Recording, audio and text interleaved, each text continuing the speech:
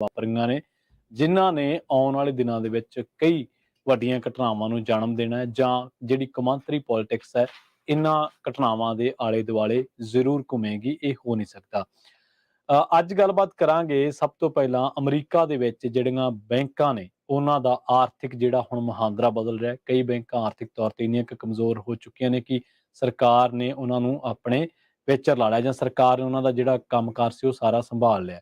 Europe ਦੇ ਨਾਲ ਜੁੜੇ ਇੱਕ ਬਹੁਤ ਵੱਡੇ ਬੈਂਕ ਜਿਹਦਾ ਕੰਮਕਾਰ ਇੰਟਰਨੈਸ਼ਨਲ ਪੱਧਰ ਤੇ ਹੈ, ਉਹਦੀ ਬਾਬਤ ਵੀ ਜਿਹੜੀਆਂ ਰਿਪੋਰਟਸ ਨੇ ਉਹ ਕੋਈ ਵਧੀਆ ਨਹੀਂ ਆ ਰਹੀਆਂ। ਚਾਈਨਾ ਆਪਣੇ ਆਪ ਨੂੰ ਸੁਪਰ ਪਾਵਰ ਪੇਸ਼ ਕਰ ਰਿਹਾ ਜਾਂ ਉਸ ਵੱਲ ਨੂੰ ਵੱਧ ਰਿਹਾ, ਇਹਦੇ ਤੇ ਚਰਚਾ ਕਰਾਂਗੇ। ਤੇ ਰੂਸੀ ਅਮਰੀਕੀ ਜੈਟਾਂ ਦਾ ਅਸਮਾਨੀ ਟਕਰਾਅ ਜਿਹੜਾ ਉਹਦੇ ਬਾਰੇ ਗੱਲਬਾਤ ਕਰਾਂਗੇ। ਨਾਲ ਜੋੜਦੇ ਹਾਂ ਰਾਜਕਰਨਵੀਰ ਸਿੰਘ ਜੀ ਨੂੰ, ਤੇ ਇਸੇ ਦਰਮਿਆਨ ਤੁਹਾਡੀਆਂ ਕਾਲਸ, ਤੁਹਾਡੇ ਕਮੈਂਟਸ ਦੇ ਤੇ ਵੀ ਚਰਚਾ ਰਹੇਗੀ, ਉਹਨਾਂ ਤੇ ਵੀ ਨਜ਼ਰ ਰਹੇਗੀ। ਤੁਸੀਂ ਸਟੂਡੀਓ ਦੇ ਵਿੱਚ ਕਾਲ ਕਰ ਸਕਦੇ ਹੋ 408 272 5200 ਤੇ। ਰਾਜਕਰਨਵੀਰ ਸਿੰਘ ਜੀ, ਸਤਿ ਸ਼੍ਰੀ ਅਕਾਲ, ਸਵਾਗਤ ਹੈ ਜੀ ਪ੍ਰੋਗਰਾਮ ਸਾਂਝੀ ਸਾਧ ਦੇ ਵਿੱਚ। ਧੰਨਵਾਦ ਪ੍ਰਵੀਨ ਸ਼ਰਮਾ ਜੀ। ਪੰਜਾਬੀ ਰੇਡੀਓ USA ਸੁਣ ਰਹੇ ਦੇਖ ਰਹੇ ਸਰੋਤੇ ਅਤੇ ਦਰਸ਼ਕਾਂ ਨੂੰ ਜੀ ਆਇਆਂ ਨੂੰ ਪਿਆਰ ਭਰੀ ਸਤਿ ਸ਼੍ਰੀ ਅਕਾਲ। ਸਤਿ ਸ਼੍ਰੀ ਅਕਾਲ। ਸੋ ਸਾਂਝੀ ਸਾਧ ਦੇ ਵਿੱਚ ਅੱਜ ਦੀ ਇਸ ਸੱਥ ਦੇ ਵਿੱਚ ਕਾਫੀ ਗੱਲਾਂ ਬਾਤਾਂ ਜਿਹੜੀਆਂ ਉਹ ਹੋਣਗੀਆਂ, ਵੱਖ-ਵੱਖ ਪੜਾਅ ਆਪਾਂ ਗੱਲਬਾਤਾਂ ਜੀ ਉਹ ਕਰਦੇ ਚੱਲਾਂਗੇ ਜੀ। ਤੇ ਸਭ ਤੋਂ ਪਹਿਲਾਂ ਜੇ ਗੱਲ ਪ੍ਰਵੀਨ ਜਿੱਦਾਂ ਤੁਸੀਂ ਛੇੜੀ ਆ, ਜਿੱਥੋਂ ਵੀ ਬੈਂਕਿੰਗ ਦਾ ਜਿਹੜਾ ਖੇਤਰ ਆ ਉਸ ਨੂੰ ਲੈ ਕੇ ਬੜੀ ਇਸ ਟਾਈਮ ਅਨਸਰਟਨਟੀ ਜਿਹੜੀ ਉਹ ਬਣੀ ਪਈ ਆ, ਭੰਬਲਭੂਸਾ ਆ ਕੀ ਜਿਹੜਾ ਉਹ ਹੋ ਰਿਹਾ। ਲੋਕਾਂ ਦਾ ਵਿਸ਼ਵਾਸ ਬੈਂਕਿੰਗ ਖੇਤਰ ਦੇ ਵਿੱਚ ਘਟ ਰਿਹਾ ਆ। ਬਹੁਤ ਸਾਰੀਆਂ ਲੋਕ ਜਿਹੜੀ ਕਾਲ ਕਰਕੇ ਜਿਹੜੇ ਪਰਸਨਲੀ ਜਾਣਦੇ ਉਹ ਪੁੱਛ ਰਹੇ ਆ, ਬਾਕੀ ਰੇਡੀਓ ਦੇ ਉੱਤੇ ਕਾਲ ਕਰਕੇ ਜਿਹੜਾ ਉਹ ਪੁੱਛਿਆ ਜਾ ਰਿਹਾ ਆ, ਭਾਈ ਇਹਦੇ ਵਿੱਚ ਕੀ ਹੋਊਗਾ, ਕਿੱਦਾਂ ਆ, ਕਿਵੇਂ ਆ। ਰੇਡੀਓ ਤੇ ਕਾਲ ਤੋਂ ਯਾਦ ਆਇਆ, 2-3 ਕਾਲਸ ਸੋਨੇ ਦੇ ਭਾਅ ਨੂੰ ਲੈ ਕੇ ਆ ਗਈਆਂ, ਆਲਰੇਡੀ ਆ ਚੁੱਕੀਆਂ ਨੇ ਕਿ ਭਾਈ ਚੜ ਗਿਆ ਜਾਂ ਕਿਵੇਂ ਆ ਜਾਂ ਕੀ। ਚਲੋ ਉਹ ਸ਼ੁਰੂਆਤ ਚ ਹੀ ਨਖੇੜਾ ਜੇ ਮੈਂ ਉਸਦਾ ਕਰਦਾ ਜਾਵਾਂ, ਜਦੋਂ ਸਟਾਕ ਮਾਰਕੀਟ ਡਿੱਗਦੀ ਆ ਉਦੋਂ ਸੋਨਾ ਚੜ੍ਹਦਾ ਹੈ ਜੀ, ਤੇ ਜਦੋਂ ਸਟਾਕ ਮਾਰਕੀਟ ਚੜ੍ਹਦੀ ਆ ਉਦੋਂ ਸੋਨੇ ਦੇ ਵਿੱਚ ਨਿਵੇਸ਼ਕ ਘਟ ਜਾਂਦੇ ਆ। ਇਸੇ ਤਰੀਕੇ ਨਾਲ ਜਿਹੜੇ ਸਰਕਾਰ ਦੇ ਟ੍ਰੈਜਰੀ ਬੌਂਡ ਹੁੰਦੇ ਆ ਉਹਨਾਂ ਦਾ ਵੀ ਡਾਇਰੈਕਟ ਕੋਰਿਲੇਸ਼ਨ ਸਟਾਕ ਮਾਰਕੀਟ ਦੇ ਨਾਲ ਆ। ਜਿੱਦਣ ਉਹਨਾਂ ਸਟਾਕ ਨੇ ਥੱਲੇ ਜਾਣੀ ਹੈ, ਦੋਨੋਂ ਚੀਜ਼ਾਂ ਨੇ ਤਾਂ ਨੂੰ ਜਾਣਾ ਹੁੰਦਾ, ਤੇ ਬਾਕੀਆਂ ਜਦੋਂ ਉਹ ਸਟਾਕ ਤਾਂ ਨੂੰ ਜਾ ਰਹੇ ਹੁੰਦੇ ਆ, ਥੱਲੇ ਵੱਲ ਨੂੰ ਆ ਰਹੇ ਆ। ਕੁਛ ਹੀ ਦਿਨਾਂ ਦੇ ਵਿੱਚ $200 ਦਾ ਜਿਹੜਾ ਫਰਕ ਆ ਸੋਨੇ ਦੇ ਭਾਅ ਦੇ ਵਿੱਚ ਵਾਧਾ ਜਿਹੜਾ ਉਹ ਆਪਾਂ ਦੇਖ ਸਕਦੇ ਹਾਂ। 1700 ਤੇ ਸੀਗਾ, ਹੁਣ 1900 ਦੇ ਉੱਤੇ ਜਿਹੜਾ ਉਹ ਹੋ ਗਿਆ ਹੈਗਾ। ਸੋ ਹੁਣ ਹੋ ਸਕਦਾ ਵੀ ਹੋਰ ਵੀ ਤਾਂ ਜਿਹੜਾ ਉਹ ਜਾ ਸਕੇ। ਮੁੱਖ ਦੀ ਗੱਲ ਜਿਹੜੀ ਮੇਨ ਗੱਲ ਕਰੀਏ, ਸੋਨੇ ਦੇ ਭਾਅ ਉੱਤੇ ਥੱਲੇ ਤਾਂ ਜਾਂਦੇ ਰਹਿੰਦੇ ਆ। ਲੋਕ ਤਾਂ ਅਸਲ ਧਨ ਇਸੇ ਨੂੰ ਮੰਨਦੇ ਆ, ਮੁੱਢ ਤੋਂ ਮੰਨਦੇ ਆਏ ਆ। ਹੁਣ ਵੀ ਜਿਹੜੇ ਸਿਆਣੇ ਲੋਕ ਉਹ ਰੱਖਦੇ ਆ, ਕੋਸ਼ਿਸ਼ ਕਰਦੇ ਆ ਵੀ ਭਾਈ ਅਜਿਹੀਆਂ ਚੀਜ਼ਾਂ ਲੈ ਲਈਆਂ ਜਾਣ ਵੇਲੇ ਕੁ ਕੰਮ ਆਉਂਦੀਆਂ। ਹੁਣ ਮੋਦੀ ਵਰਗੇ ਦਾ ਪਤਾ ਨਹੀਂ ਹੁੰਦਾ ਵੀ ਮੂੰਹ ਚੱਕਿਆ ਤੇ ਹਾਂਜੀ ਜੀ ਆਹ ਨੋਟ ਤਾਂ ਚੱਲਣੇ ਨਹੀਂ, ਇਹਨਾਂ ਨੂੰ ਅੱਗ ਲਾ ਕੇ ਹੱਥ ਸੇਕ ਲਓ। ਤੇ ਇਸੇ ਤਰੀਕੇ ਦੇ ਨਾਲ ਬੈਂਕਾਂ ਦਾ ਪਤਾ ਨਹੀਂ ਹੁੰਦਾ ਕਦੋਂ ਕਿਹੜੀਆਂ ਜਿਹੜੀਆਂ ਕਿੱਥੇ ਭੱਠਾ ਜਿਹੜਾ ਉਹ ਬਹਿ ਜਾਵੇ। ਹੁਣ ਆਪਾਂ ਭਾਰਤ ਦੀ ਬੈਂਕਾਂ ਦੀ ਦੇਖਦੇ ਰਹੇ, ਉਹਨਾਂ ਨੂੰ ਕਿੰਨੇ ਕਰੋੜਾਂ ਦੇ, ਲੱਖਾਂ ਕਰੋੜਾਂ ਦੇ, ਹਜ਼ਾਰਾਂ ਕਰੋੜਾਂ ਦੇ ਲੋਨ ਦਿੱਤੇ ਸੀ। ਕਿਸੇ ਨੇ ਉਹ ਜਿਹੜਾ ਕਿੰਗਫਿਸ਼ਰ ਵਾਲਾ ਸੀਗਾ ਵਿਜੇ ਮਾਲਿਆ, ਹੋਰ ਇੱਕ ਹੋਰ ਮੋਦੀ ਸੀਗਾ, ਆ ਅਡਾਨੀ ਵਾਲੇ ਹੋ ਗਏ, ਹੋਰ ਕਿੰਨੇ ਸੀਗੇ। ਜਦੋਂ ਉਹਨਾਂ ਦੀਆਂ ਕੰਪਨੀਆਂ ਡੁੱਬੀਆਂ, ਨਾਲ ਦੇ ਨਾਲ ਬੈਂਕ ਡੁੱਬ ਗਏ। ਬੈਂਕਾਂ ਦਾ ਵੀ ਬਿਲਕੁਲ ਸੇਮ ਥਿੰਗ ਇੱਥੇ ਆ।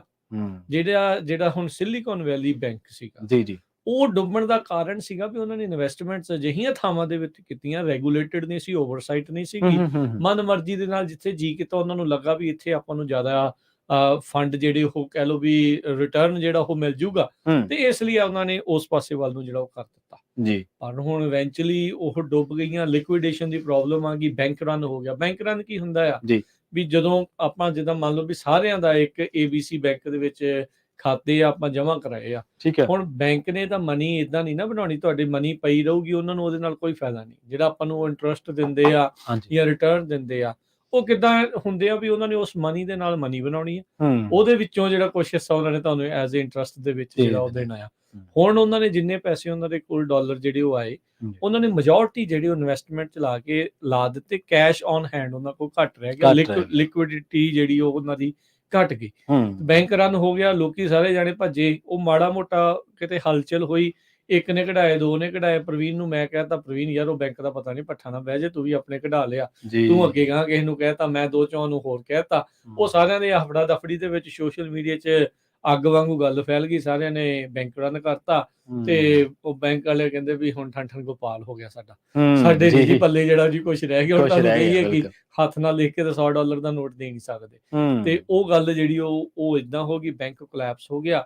72 ਘੰਟੇ ਜਿਹੜੇ ਆ ਕਿਸੇ ਨੂੰ ਕੁਝ ਨਹੀਂ ਸੀ ਪਤਾ। ਬੈਂਕ ਦੇ ਵਿੱਚ ਜਿੰਨਾ $200 ਬਿਲੀਅਨ ਦੇ ਐਸੈਟ ਲੋਕਾਂ ਨੇ ਜਿਹੜੇ ਜਮ੍ਹਾਂ ਕਰਾਏ ਸੀ, ਕਈ ਕੰਪਨੀਆਂ ਦੇ ਬੈਂਕ ਰੋਲ ਚੱਲ ਰਹੇ ਸੀਗੇ, ਪੇਰੋਲ ਜਿਹੜੀਆਂ ਉਹ ਚੱਲ ਰਹੀਆਂ ਸੀਗੀਆਂ, ਕਈਆਂ ਦੀਆਂ ਤਨਖਾਹਾਂ ਜਿਹੜੀਆਂ, ਬੜਾ ਕੁਝ ਜਿਹੜਾ ਉੱਥੋਂ ਜਿਹੜਾ ਉਹ ਜਾਣਾ ਸੀਗਾ। ਤੇ ਸਰਕਾਰ, ਟ੍ਰੈਜਰੀ ਡਿਪਾਰਟਮੈਂਟ, ਰੈਗੂਲੇਟਰਸ ਸਾਰਿਆਂ ਨੇ 72 ਘੰਟਿਆਂ ਦੇ ਵਿੱਚ ਮਿਲ ਜੁਲ ਕੇ ਸਿਰ ਜੋੜ ਕੇ ਕਿਹਾ ਵੀ ਭਾਈ ਚਲੋ ਇਹਦਾ ਸਹਾਰਾ ਹੁਣ ਆਪਾਂ ਮੋਢਾ ਇਹਨਾਂ ਨੂੰ ਦਿੰਨੇ ਆ, ਇਨਵੈਸਟਮੈਂਟ ਇਹਨਾਂ ਦੀ ਆਪਣੇ ਕੋਲ ਪਈ ਆ, ਉਸੇ ਨੂੰ ਹੀ ਇਹਨੂੰ ਆਪਾਂ ਟੈਕਸ ਪੇਅਰ ਮਨੀ ਨਾਲ ਤਾਂ ਨਹੀਂ, ਪਰ ਇਹਨੂੰ ਹੁਣ ਆਪਾਂ ਲਿਕਵੀਫਾਈ ਕਰਕੇ ਇੱਕ ਹਿਸਾਬ ਦੇ ਨਾਲ ਲੋਕਾਂ ਨੂੰ ਆਪਣੇ ਅਕਾਊਂਟ ਐਕਸੈਸ ਕਰਵਾ ਦਿੰਨੇ ਆ, ਤੇ ਬਾਅਦ ਦੇ ਵਿੱਚ ਜਿਹੜੀ ਮਨੀ ਇਹਨਾਂ ਦੀ ਇਨਵੈਸਟਮੈਂਟ ਕੀਤੀ ਉਹ ਆਪਾਂ ਜਿਹੜੀ ਉਹ ਵਰਤ ਲਈ ਜਾਊਗੀ। ਤੇ ਪ੍ਰੋਬਲਮ ਹੁਣ ਇਹ ਹੋ ਗਈ, ਇਹ ਬੈਂਕ ਤੋਂ ਬਾਅਦ ਦੇ ਵਿੱਚ ਹੋਰ ਕਈ ਬੈਂਕਾਂ ਨੂੰ ਲੈ ਕੇ ਜਿਹੜਾ ਆ ਉਹ ਖਤਰਾ ਲੱਗਾ। ਇੱਥੋਂ ਤੱਕ ਕਿ ਵੱਡੀਆਂ ਬੈਂਕਾਂ, Wells Fargo, Chase, Bank of America, ਹੋਰ ਜਿਹੜੀਆਂ ਨੈਸ਼ਨਲ ਬੈਂਕਾਂ ਆ, ਉਹਨਾਂ ਨੂੰ ਲੈ ਕੇ ਵੀ ਲੋਕਾਂ ਦੇ ਮਨਾਂ ਦੇ ਵਿੱਚ ਸਵਾਲ ਜਿਹੜੇ ਹੋਣੇ ਸ਼ੁਰੂ ਹੋ ਗਏ ਵੀ ਕੀ ਹੋਊਗਾ। ਹੁਣ ਜਿਨ੍ਹਾਂ ਦੇ ਬੈਂਕਾਂ 'ਚ ਖਾਤੇ ਰਹੇ ਹੋਣਗੇ ਨਾ, ਉਹਨਾਂ ਸਾਰਿਆਂ ਨੂੰ ਈਮੇਲਾਂ ਤਾਂ ਆ ਗਈਆਂ ਹੋਣੀਆਂ ਬੈਂਕਾਂ ਦੇ ਵੱਲੋਂ ਵੀ ਭਾਈ ਕੋਈ ਨਹੀਂ ਜੀ, ਸਾਡਾ ਬੈਂਕ ਠੀਕ ਆ, ਭਰੋਸਾ ਰੱਖੋ, ਇੰਨੇ ਸਾਲਾਂ ਤੋਂ ਅਸੀਂ ਕਰ ਰਹੇ ਹਾਂ ਤੇ ਆਪਾਂ ਨੂੰ ਕੋਈ ਜਿਹੜੀ ਉਹ ਦਿੱਕਤ ਨਹੀਂ ਆ। ਪਰ ਅੱਜ ਚੜ੍ਹਦੇ ਹੀ ਦਿਨੇ ਖਬਰ ਆ ਗਈ, ਜਿਹੜੇ ਯੂਰਪੀਅਨ ਬੈਂਕ, ਸਵਿਟਜ਼ਰਲੈਂਡ ਦਾ ਜਿਹੜਾ ਬੈਂਕ ਜ਼ੂਰਿਕ ਦੇ ਵਿੱਚ 130 ਸਾਲ ਤੋਂ ਵੀ ਪੁਰਾਣਾ ਬੈਂਕ ਜਿਹੜਾ ਚੱਲਦਾ ਆ ਰਿਹਾ ਆ, ਕ੍ਰੈਡਿਟ ਸੁਇਸ ਫਾਈਨੈਂਸ਼ੀਅਲ ਸਪੋਰਟ ਬੈਂਕ ਜਿਹੜਾ ਆ, ਉਹਨਾਂ ਨੂੰ ਕਿਹਾ ਵੀ ਉਹ ਖਤਰੇ 'ਚ ਆ। ਉਹਦੇ ਕਰਕੇ ਸਾਰਿਆਂ 'ਚ ਹਫੜਾ ਦਫੜੀ ਜਿਹੜੀ ਉਹ ਮਚ ਗਈ। ਬੈਂਕ ਨੇ ਜਿਹੜੇ ਸਿਗਨਲ ਇਸ ਹਿਸਾਬ ਦੇ ਨਾਲ ਉਹਨਾਂ ਦੇ ਆਏ ਵੀ ਸਾਡੀ ਵੀ ਸਥਿਤੀ ਕੋਈ ਬਹੁਤੀ ਚੰਗੀ ਨਹੀਂ ਹੈਗੀ। ਇਹ $1.5 ਟ੍ਰਿਲੀਅਨ ਦੀ ਇਨਵੈਸਟਮੈਂਟ ਦੀ ਦੇਖ ਰੇਖ ਕਰਦੇ ਆ, ਜਿੱਥੇ $200 ਬਿਲੀਅਨ ਦੀ ਸਿਰਫ ਕਰਦੇ ਸੀਗੇ ਸਿਲੀਕਨ ਵੈਲੀ ਬੈਂਕ, ਇਹ ਉਸ ਤੋਂ ਕਈ ਗੁਣਾ ਜ਼ਿਆਦਾ ਜਿਹੜੀ ਆ ਉਹ ਟ੍ਰਿਲੀਅਨ ਦੇ ਵਿੱਚ $1.5 ਟ੍ਰਿਲੀਅਨ ਦੀ ਕੁੱਲ ਜਿਹੜੀ ਐਸੈਟਸ ਆ ਉਹ ਮੈਨੇਜ ਇਸ ਟਾਈਮ ਕਰ ਰਹੇ ਆ। ਤੇ ਉਹਦੇ ਨਾਲ ਅਨਸਰਟਨਟੀ ਇੰਨੀ ਕੁ ਵੱਧ ਗਈ, ਸਟਾਕ ਮਾਰਕੀਟ ਕ੍ਰੈਸ਼ ਕਰ ਗਈ ਆਪਣੇ ਇੱਥੇ ਵੀ, ਤੇ ਬਾਕੀ ਜਿਹੜੇ ਦੇਖਿਆ ਵੀ ਹੋਰ ਮੁਲਕਾਂ ਦੇ ਵਿੱਚ ਵੀ ਬੈਂਕਿੰਗ ਨੂੰ ਲੈ ਕੇ ਜਿਹੜਾ ਉਹ ਖਤਰਾ ਜਿਹੜਾ ਉਹ ਬਣਿਆ। ਅਮਰੀਕਾ ਦੀ ਇੱਕੋ ਹੀ ਚੀਜ਼ ਜਿਹੜੀ ਇੱਥੇ ਆਪਾਂ ਕਹਿ ਸਕਦੇ ਇਸ ਮਾਮਲੇ ਵਿੱਚ ਚੰਗੀ ਆ ਵੀ ਜਿਹੜੀ FDIC ਆ, ਉਹ ਕਹਿੰਦੀ ਆ ਵੀ ਤੁਹਾਡੇ $2.5 ਲੱਖ ਤੱਕ ਜਿਹੜੇ ਤੁਸੀਂ ਖਾਤੇ 'ਚ ਜਮ੍ਹਾਂ ਕਰਾਏ ਆ ਉਹ ਤੁਹਾਡੇ ਇਨਸ਼ੋਰਡ ਆ। ਉਸ ਤੋਂ ਵੱਧ ਦਾ ਰੁਪਈਏ ਦਾ ਵੀ, ਸੈਂਟ ਦਾ ਵੀ ਜਿਹੜਾ ਉਹਦਾ ਕੋਈ ਵਾਸਤਾ ਨਹੀਂ। ਜੇ $2.5 ਲੱਖ ਤੱਕ ਹੈਗੇ ਆ ਤਾਂ ਉਹ ਸੁਰੱਖਿਅਤ ਆ, ਉਹ ਤੁਹਾਨੂੰ ਮਿਲ ਜਾਣਗੇ, ਉਹ ਤੁਹਾਨੂੰ ਮਿਲਣਗੇ ਕੁਝ ਵੀ ਜਿਹੜਾ ਉਹ ਬੇਸਿਕਲੀ ਬੈਂਕ ਨੂੰ ਜੇ ਹੋ ਵੀ ਜਾਂਦਾ ਆ। ਸੋ ਉਸ ਤੋਂ ਬਾਅਦ ਦੇ ਵਿੱਚ ਹੁਣ ਆਪਣੇ ਵੀ ਲੋਕਾਂ 'ਚ, ਸਾਰਿਆਂ ਦੇ ਵਿੱਚ, ਕਈਆਂ 'ਚ ਜਿਹੜੀ ਹਫੜਾ ਦਫੜੀ ਮਚੀ ਆ ਵੀ ਹੋਣਾ ਕੀ ਆ। ਤੇ ਹੁਣ ਕ੍ਰੈਡਿਟ ਸੁਇਸ ਦੇ ਜਿਹੜੀ ਪ੍ਰੋਬਲਮ ਸਾਹਮਣੇ ਆਈਆਂ, ਜਿਹੜੀਆਂ ਫਾਈਨੈਂਸ਼ੀਅਲ ਰਿਪੋਰਟਿੰਗ ਦੇ ਵਿੱਚ ਸਾਹਮਣੇ ਆਈਆਂ ਆ, ਉਹਦੇ ਨਾਲ ਇਹ ਸਾਰੀਆਂ ਬੈਂਕਿੰਗ ਖੇਤਰ ਇੱਕ ਵਾਰੀ ਫੇਰ ਹਿੱਲ ਗਿਆ। ਹੁਣ ਇੱਥੇ ਕੀ ਹੋਇਆ, ਹੁਣੇ ਲੇਟੈਸਟ ਖਬਰ ਆ ਵੀ ਜਿਹੜਾ ਸਵਿਟਜ਼ਰਲੈਂਡ ਦਾ ਸੈਂਟਰਲ ਬੈਂਕ ਹੈ, ਜਿੱਦਾਂ ਆਪਾਂ ਕਹ ਲਓ ਵੀ ਇੱਥੇ ਆਪਣਾ ਜਿਹੜਾ ਫੈਡ ਦਾ ਜਿਹੜਾ ਸੈਂਟਰਲ ਬੈਂਕ ਹੋਵੇ, ਉਹ ਬਾਕੀ ਬੈਂਕਾਂ ਨੂੰ ਕਹਿ ਰਿਹਾ ਹੋਵੇ ਕੋਈ ਨਹੀਂ ਆਪਾਂ ਹੈਗੇ ਆ, ਤੁਹਾਨੂੰ ਖਤਰੇ 'ਚ ਆਪਾਂ ਨਹੀਂ ਆਉਣ ਦਿੰਦੇ। ਸੋ ਸਵਿਸ ਸੈਂਟਰਲ ਬੈਂਕ ਨੇ ਇਹ ਇਸ਼ਾਰਾ ਕੀਤਾ ਆ ਵੀ ਜਿਹੜਾ ਕ੍ਰੈਡਿਟ ਸੁਇਸ ਬੈਂਕ ਹੈਗਾ ਆ ਉਹ ਖਤਰੇ 'ਚ ਨਹੀਂ ਆ। ਪਰ ਨਾਲ ਦੇ ਨਾਲ ਉਹਨਾਂ ਨੇ ਇਹ ਅਨਾਉਂਸਮੈਂਟ ਕਰ ਦਿੱਤੀ ਵੀ ਜਿੰਨੀ ਵੀ ਫਾਈਨੈਂਸ਼ੀਅਲ ਸਪੋਰਟ ਚਾਹੀਦੀ ਹੋਊਗੀ, ਜੇ ਚਾਹੀਦੀ ਹੋਊਗੀ, ਉਹ ਅਸੀਂ ਦੇਣ ਨੂੰ ਤਿਆਰ ਆ। ਉਹਦੇ ਨਾਲ ਭੰਬਲ ਭੂਸਾ ਹੋਰ ਵੱਧ ਗਿਆ ਵੀ ਕੀ ਐਕਚੁਅਲ 'ਚ ਖਤਰੇ 'ਚ ਵੀ ਕਹਿੰਦੇ ਵੀ ਰਿਪੋਰਟ ਵੀ ਆਈ ਸੀ। ਉਹ ਸੋਚਣ ਲੱਗ ਗਏ ਵੀ ਭਾਈ ਕੀ ਗੱਲ, ਵੀ ਪੈਸੇ ਦੇਣ ਦੀ ਜਿਹੜੀ ਗੱਲ ਕਰ ਰਹੇ ਆ, ਫਾਈਨੈਂਸ਼ੀਅਲ ਸਪੋਰਟ ਆਪਾਂ ਕਰ ਦੇਵਾਂਗੇ ਜੇ ਲੋੜ ਆ। ਹੁਣ ਸਾਰਿਆਂ ਦੇ ਦਿਮਾਗ ਦੌੜਦੇ ਆ, ਸਾਰਿਆਂ ਦੀ ਮਿਹਨਤ ਦੀ ਕਮਾਈ ਜਿਹੜੀ ਇਹਨਾਂ ਬੈਂਕਾਂ 'ਚ ਹੀ ਪਈ ਹੋਈ ਆ, ਤੇ ਬੈਂਕ ਜੇ ਭੱਠਾ ਵਹਿ ਗਿਆ ਤਾਂ ਸਾਰਿਆਂ ਦਾ ਭੱਠਾ ਵਹਿ ਜਾਣਾ। ਸੋ ਉਹਦੇ ਕਰਕੇ ਜਿਹੜੀ ਵੋਲੇਟਿਲਿਟੀ ਆ, ਅਨਸਰਟਨਟੀ ਆ, ਇਸ ਟਾਈਮ ਬਹੁਤ ਜ਼ਿਆਦਾ ਜਿਹੜੀ ਉਹ ਬਣ ਚੁੱਕੀ ਹੈਗੀ ਆ। ਯੂਰਪੀਅਨ ਬੈਂਕਿੰਗ ਖੇਤਰ 3% ਅੱਜ ਜਿਹੜਾ ਉਹ ਡਿੱਗ ਗਿਆ, ਡਾਊਨ ਜਿਹੜਾ ਉਹ ਚਲਾ ਗਿਆ। ਇਸੇ ਤਰੀਕੇ ਦੇ ਨਾਲ ਆਪਾਂ ਦੇਖ ਰਹੇ ਹਾਂ ਵੀ ਉਸ ਦਾ ਅਸਰ ਆਪਣੇ ਡਾਓ ਜੋਨ ਦੇ ਉੱਤੇ ਵੀ ਹੋਇਆ। ਇੱਕ ਟਾਈਮ ਦੇ ਉੱਤੇ ਸਟਾਕ ਦੇ ਉੱਤੇ ਵੀ ਤਕਰੀਬਨ 680 ਪੁਆਇੰਟ ਤੋਂ ਵੀ ਵੱਧ ਮਾਰਕੀਟ ਜਿਹੜੀ ਉਹ ਥੱਲੇ ਡਿੱਗੀ ਸੀਗੀ। ਸੋ ਪਰ ਓਵਰਆਲ ਦਿਨ ਦੇ ਖਤਮ ਹੋਣ ਤੱਕ ਉਹਦੇ ਵਿੱਚ ਥੋੜਾ ਜਿਹਾ ਮਜ਼ਬੂਤੀ ਜਿਹੜੀ ਉਹ ਜ਼ਰੂਰ ਆ ਗਈ ਆ। ਪਰ ਇਹ ਮਤਲਬ ਇਹ ਆ ਵੀ ਯੂਐਸ ਦੇ ਇਨਵੈਸਟਰ, ਯੂਐਸ ਦੀ ਬੈਂਕਿੰਗ ਵੀ ਉਸ ਖਤਰੇ ਦੇ ਵਿੱਚ, ਉਸ ਦੇ ਉੱਤੇ ਵੀ ਖਤਰੇ ਦੇ ਬੱਦਲ ਮੰਡਰਾ ਰਹੇ ਆ ਜੇ ਸਵਿਟਜ਼ਰਲੈਂਡ ਦਾ ਉਹ ਬੈਂਕ ਫੇਲ ਹੋ ਜਾਂਦਾ, ਜਿਹੜਾ ਕੋਈ ਵੀ ਨਹੀਂ ਚਾਹੁੰਦਾ ਵੀ ਇਸ ਟਾਈਮ ਹੋਵੇ। ਬਿਲਕੁਲ ਨਹੀਂ, ਦੇਖੋ ਇਹ ਚੀਜ਼ਾਂ ਹੈਗੀਆਂ, ਇਹ ਗਰਾਰੀਆਂ ਇੱਕ ਦੂਜੇ ਦੀਆਂ ਦੰਦੇ ਇੱਕ ਦੂਜੇ ਦੇ ਵਿੱਚ ਫਸੇ ਹੋਏ ਆ। ਜਿਹੜਾ ਬੈਂਕਿੰਗ ਸੈਕਟਰ ਆ, ਜਦੋਂ ਆਪਾਂ ਖਬਰਾਂ ਕਰਦੇ ਨਾ ਕਿ ਵਿਆਜ ਦਰਾਂ ਵਧਾਈਆਂ, ਤੇ ਆਟੋਮੈਟਿਕਲੀ ਉਹਦਾ ਵਿਦਿਨ ਮਿੰਟ ਦੇ ਵਿੱਚ ਹੀ ਅਸਰ ਪੈ ਜਾਂਦਾ ਸਟਾਕ ਦੇ ਉੱਤੇ। ਤਾਂ ਜਦੋਂ ਸਟਾਕ ਦੇ ਉੱਤੇ ਅਸਰ ਪੈਂਦਾ ਤੇ ਸਭ ਤੋਂ ਵੱਡੀ ਗੱਲ ਜਿਹੜੀ ਹੈ ਨਾ, ਜਿਹੜੀ ਤੁਸੀਂ ਕੈਸ਼ ਲਿਕੁਇਡਿਟੀ ਦੀ ਗੱਲ ਕੀਤੀ ਸੀ, ਅਸਲ ਦੇ ਵਿੱਚ ਕਰੋਨਾ ਤੋਂ ਬਾਅਦ ਬਹੁਤੇ ਜਿਹੜੇ ਦੇਸ਼ ਆ ਜਾਂ ਬਹੁਤੇ ਜਿਹੜੇ ਫਾਈਨੈਂਸ਼ੀਅਲ ਅਦਾਰੇ ਆ, ਇੰਸਟੀਟਿਊਸ਼ਨਸ ਆ, ਉਹਨਾਂ ਦੀ ਜਿਹੜੀ ਇਹ ਚੀਜ਼ ਸੀਗੀ, ਉਹ ਸੀਗੀ ਥੋੜ੍ਹੀ ਜਿਹੀ ਡਾਊਨ ਦੇ ਵਿੱਚ। ਬਹੁਤਿਆਂ ਨੇ ਕੱਜੀ ਰੱਖੀ, ਜਿਵੇਂ ਹੁਣ ਮੰਨ ਲਓ ਸ਼੍ਰੀਲੰਕਾ ਦੀ ਤੁਸੀਂ ਮਿਸਾਲ ਲੈ ਲਓ, ਕੈਸ਼ ਛਾਪੀ ਗਏ, ਕੈਸ਼ ਕੱਢੀ ਗਏ, ਕੈਸ਼ ਫਲੋ ਦੇ ਵਿੱਚ ਲਿਆਂਦਾ ਕਿ ਚਲੋ ਹੁਲਾਰਾ ਮਿਲਦਾ ਰਹੂ, ਪਰ ਐਟ ਦੀ ਐਂਡ ਕੀ ਕਰੋਗੇ ਜਦੋਂ ਤੁਸੀਂ ਨੋਟ ਹੀ ਛਾਪ ਲਏ। ਪਾਕਿਸਤਾਨ ਦੇ ਹਾਲਾਤ ਵੇਖ ਲਓ। ਇਸੇ ਤਰ੍ਹਾਂ ਬਹੁਤ ਸਾਰੀਆਂ ਬੈਂਕ ਨੇ ਜਿਨ੍ਹਾਂ ਦੇ ਕੋਲੇ ਕੈਸ਼ ਲਿਕੁਇਡਿਟੀ, ਜਦੋਂ ਮਾੜੀ ਜਿਹੀ ਗੱਲ ਲੀਕ ਹੋਈ ਤਾਂ ਉਹਨਾਂ 'ਚ ਲੋਕਾਂ ਦਾ ਭਰੋਸਾ ਆਟੋਮੈਟਿਕਲੀ ਉੱਡ ਗਿਆ। ਅੱਜ ਅਡਾਨੀ ਦਾ ਸ਼ੇਅਰ ਮਾਰਕੀਟ ਤੁਸੀਂ ਆਪਾਂ ਖਬਰਾਂ ਕਰਦੇ ਰਹੇ ਹਾਂ, ਕਿੰਨੇ ਅਰਬ ਡਾਲਰ ਡਿੱਗਿਆ, ਤੇ ਉਹ LIC ਜਿਹੜੀ ਕਿ ਜਿਹਦੇ 'ਚ ਲੋਕਾਂ ਦਾ ਕਿਸੇ ਦਾ 200 ਹੈ, ਕਿਸੇ ਦਾ 500 ਵੀ ਹੈ, ਕਿੱਡਾ ਵੱਡਾ ਅਸਰ ਪਿਆ। ਸੋ ਇਹ ਤਾਂ ਜਿਹੜੀ ਰੈਪੋ ਦਰ ਜਦੋਂ ਵੱਧਦੀ ਘਟਦੀ ਹੈ ਨਾ, ਕੁਛ ਪਰਸੈਂਟੇਜ ਦੇ ਵਿੱਚ, ਕੁਛ ਹੀ ਦੇ ਵਿੱਚ, ਤਾਂ ਸਟਾਕ ਦੇ ਉੱਤੇ ਆਟੋਮੈਟਿਕਲੀ ਅਸਰ ਪੈਂਦਾ, ਤੇ ਜਦੋਂ ਸਟਾਕ ਆ ਫਿਰ ਲੋਕਾਂ ਦਾ ਨਿਵੇਸ਼ ਉਹ ਹਫੜਾ ਦਫੜੀ ਜਿਹੜੀ ਆ ਉਹ ਮੱਚ ਜਾਂਦੀ ਨਾਲ ਦੀ ਨਾਲ ਬਾਜ਼ਾਰ ਦੇ ਵਿੱਚ। ਇਹ ਜ਼ਰੂਰ ਕਲੀਅਰ ਕਰਦੇ ਜਾਈਏ ਵੀ ਸਟਾਕ ਮਾਰਕੀਟ ਇਕਨੋਮੀ ਨਹੀਂ, ਉਹ ਇਕਨੋਮੀ, ਉਹ ਇਨਵੈਸਟਮੈਂਟ। ਬਹੁਤ ਘੱਟ ਪਰਸੈਂਟੇਜ ਅਮਰੀਕਨ ਜਾਂ ਕਿਸੇ ਵੀ ਮੁਲਕ ਦੇ ਵਿੱਚ ਜਿਹੜੇ ਲੋਕ ਆ ਉਹ ਇਨਵੈਸਟਮੈਂਟ ਕਰਦੇ ਆ। ਬਿਲਕੁਲ, ਇਹ ਸਾਰੇ ਜਾਣੇ ਇਨਵੈਸਟਮੈਂਟ ਨਹੀਂ ਕਰਦੇ, ਸਾਰੇ ਤਾਂ ਬਸ ਤੋਰੀ ਫੁਲਕਾ ਚਲਾ ਰਹੇ ਆ। ਵੀ ਆਈ ਜਾਂਦਾ ਚਲਾਈ ਜਾਂਦੇ ਆ, ਆਈ ਜਾਂਦਾ ਜਾਈ ਜਾਂਦਾ ਆ। ਇਹਦੇ ਵਿੱਚ ਆ ਹਾਂ, ਜਿਹਦੇ ਕੋਲ ਵਾਧੂ ਹੈਗੇ ਆ ਉਹ ਇਦਾਂ ਦਾ ਜਿਹੜਾ ਪੰਗਾ ਲੈ ਲੈਂਦਾ।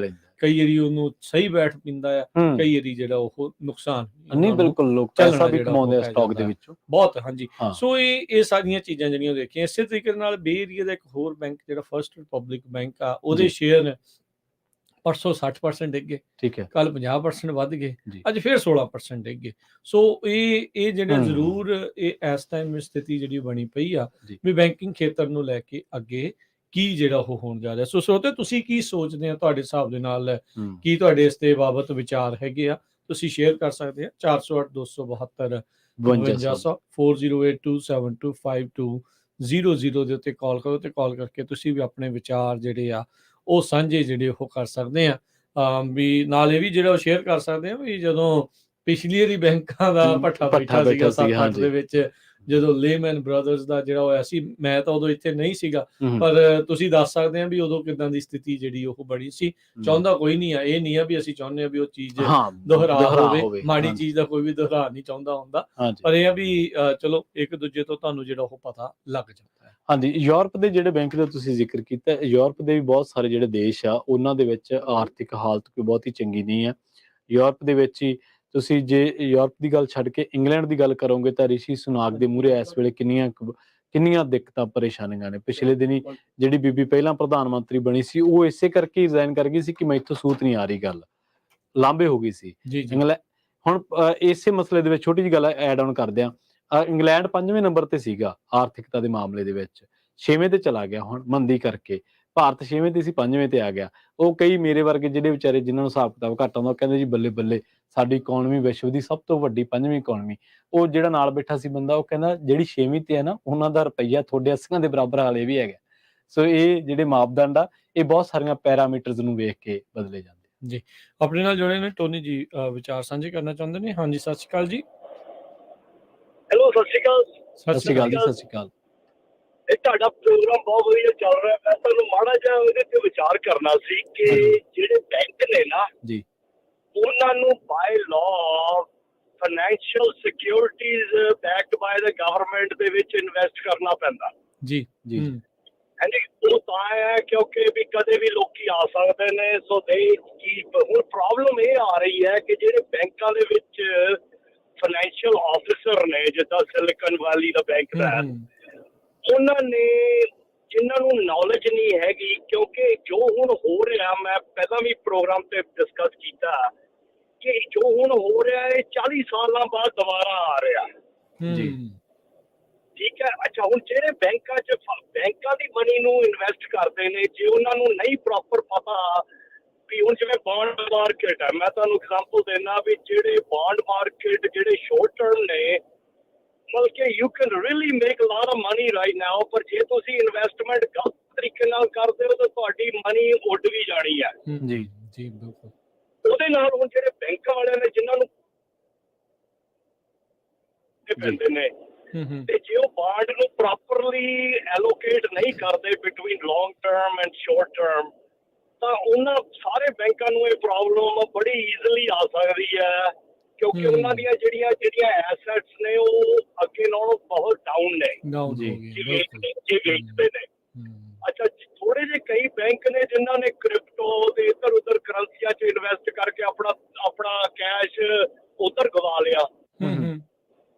ਸੋ ਸਾਰਿਆਂ ਨੂੰ ਮੇਰੀ ਬੇਨਤੀ ਹੈ ਵੀ ਜਿਹੜੇ ਛੋਟੇ ਬੈਂਕ ਨੇ ਉਹਨਾਂ ਤੋਂ ਥੋੜਾ ਜਿਹਾ ਦੂਰ ਹੀ ਰਹੋ ਤੇ ਵੱਡੀ ਬੈਂਕਾਂ 'ਚ ਕਰੋ। ਪਰ ਇਹ ਜਿਹੜੀ ਪ੍ਰੋਬਲਮ ਹੈ ਅਜੇ ਸ਼ੁਰੂ ਹੋਈ ਹੈ, ਮੇਰੇ ਹਿਸਾਬ ਨਾਲ ਅਜੇ ਕਾਫੀ ਦੇਰ ਤੱਕ ਚੱਲਣੀ ਹੈ। ਤੁਹਾਨੂੰ ਕੀ ਲੱਗਦਾ ਟੋਨੀ ਜੀ ਵੀ ਇਹਦੇ ਵਿੱਚ ਇਹ ਵੀ ਆ ਵੀ ਜਿਹੜੇ ਬੈਂਕਾਂ ਵਾਲੇ ਹੁਣ ਜਿੱਦਾਂ ਨੂੰ ਕਿਹਾ ਵੀ ਜਿਹੜੇ ਇਨਵੈਸਟ ਕਰ ਰਹੇ ਵੀ ਉਹਨਾਂ ਨੇ ਬੰਦੇ ਫਿਰ ਉਹਨੇ ਸਮਝਦਾਰ ਦੀ ਰੱਖੇ ਵੀ ਜਾਂ ਵੈਸੇ ਰਿਸਕ ਲਈ ਜਾਂਦੇ? ਦੱਸਦਾ ਵੀ ਮੈਂ ਟੌਪ ਦਾ ਬੰਦਾ ਰੱਖਦਾ ਜਿਹੜਾ ਕਿ ਆਕਸਫੋਰਡ ਜਾਂ ਸਟੈਨਫੋਰਡ ਗ੍ਰੈਜੂਏਟ ਹੈ, ਜੋ ਵੀ ਕਹਿ ਲਓ। ਪਰ ਜੇ ਉਹ ਬੰਦੇ ਨੂੰ ਨੌਲੇਜ ਹੀ ਨਹੀਂ ਕਿ 2000 ਚ ਕੀ ਹੋਇਆ ਸੀ, 1974 ਚ ਕੀ ਹੋਇਆ ਸੀ, ਤੇ ਇਹਨੂੰ ਕਿੱਦਾਂ ਮੈਨੇਜ ਕਰਨਾ ਹੈ ਜੇ ਹੁਣ, ਕਿਉਂਕਿ ਉਹ ਜਿਹੜੇ ਮੈਨੇਜ ਕਰ ਰਹੇ ਨੇ ਉਹਨਾਂ ਨੂੰ ਵੀ ਨੌਲੇਜ ਚਾਹੀਦੀ ਹੈ ਕਿ ਪਹਿਲਾਂ ਜਦੋਂ ਇਹ ਹੋਇਆ ਸੀ ਕਿੱਦਾਂ ਡੀਲ ਕੀਤਾ। ਅੱਛਾ, ਹੁਣ ਜਿਹੜੇ ਫਾਈਨੈਂਸ਼ੀਅਲ ਚਲਾ ਰਹੇ ਨੇ ਉਹ lot of youngsters, lot of people in their 40s 50s, ਉਹਨਾਂ ਨੂੰ ਜਿਨ੍ਹਾਂ ਨੂੰ ਤਜਰਬਾ ਨਹੀਂ ਹੈਗਾ ਬਾਂਡ ਮਾਰਕੀਟ ਦਾ ਵੀ ਮਨੀ, ਫਿਕਸਡ ਮਨੀ ਨੂੰ ਕਿੱਦਾਂ ਇਨਵੈਸਟ ਕਰਨਾ ਹੈ ਤੇ ਕਿੱਦਾਂ ਸਾਂਭ ਕੇ ਰੱਖਣਾ, ਵੀ ਗਾਹਕਾਂ ਨੇ ਤਾਂ ਪਤਾ ਨਹੀਂ ਕਦੋਂ ਆ ਜਾਣਾ ਹੈ। ਉਹਨਾਂ ਨੂੰ ਪ੍ਰੋਬਲਮ ਆ ਰਹੀ ਹੈ ਕਿ ਉਹਨਾਂ ਨੂੰ ਇਹ ਮਨੀ ਪ੍ਰੋਬਲਮ ਆਏਗੀ, ਇਹ ਤੋਂ ਵਰਸ ਹੋ ਜਾਣੀ ਹੈ। ਐਂਡ ਮੇਰੇ ਹਿਸਾਬ ਨਾਲ ਛੋਟੇ ਬੈਂਕ ਨੇ ਉੱਡ ਜਾਣੇ ਨੇ ਕਿ ਉਹਨਾਂ ਨੇ ਵੱਧ ਜਗ੍ਹਾ ਇਨਵੈਸਟ ਕੀਤੇ ਹੋਏ ਨੇ। ਜੀ ਠੀਕ ਹੈ। ਇਹ ਹੁਣ ਜਿੱਦਾਂ ਪ੍ਰੋਬਲਮ ਉਹਨਾਂ ਕੋਲ ਜਿਹੜੇ ਬੈਂਕਾਂ ਨੂੰ ਚੈੱਕ ਕਰਦੇ ਨੇ ਉਹਨਾਂ ਕੋਲ ਵੀ ਇੰਨੇ EMPLOYE ਨਹੀਂ ਹੈਗੇ, ਪਰ ਇਹ ਪ੍ਰੋਬਲਮ ਅਜੇ ਸ਼ੁਰੂ ਹੋਈ ਹੈ, ਮੇਰੇ ਹਿਸਾਬ ਨਾਲ ਬਹੁਤ ਵਰਸ ਜਾਣੀ ਹੈ ਜੀ ਨੈਕਸਟ 2 ਸਾਲ। ਜੀ ਥੈਂਕ ਯੂ ਟੋਨੀ ਜੀ, ਥੈਂਕ ਯੂ, ਮਿਹਰਬਾਨੀ। ਹਾਂਜੀ, ਥੈਂਕ ਯੂ ਸਰ, ਬਾਏ।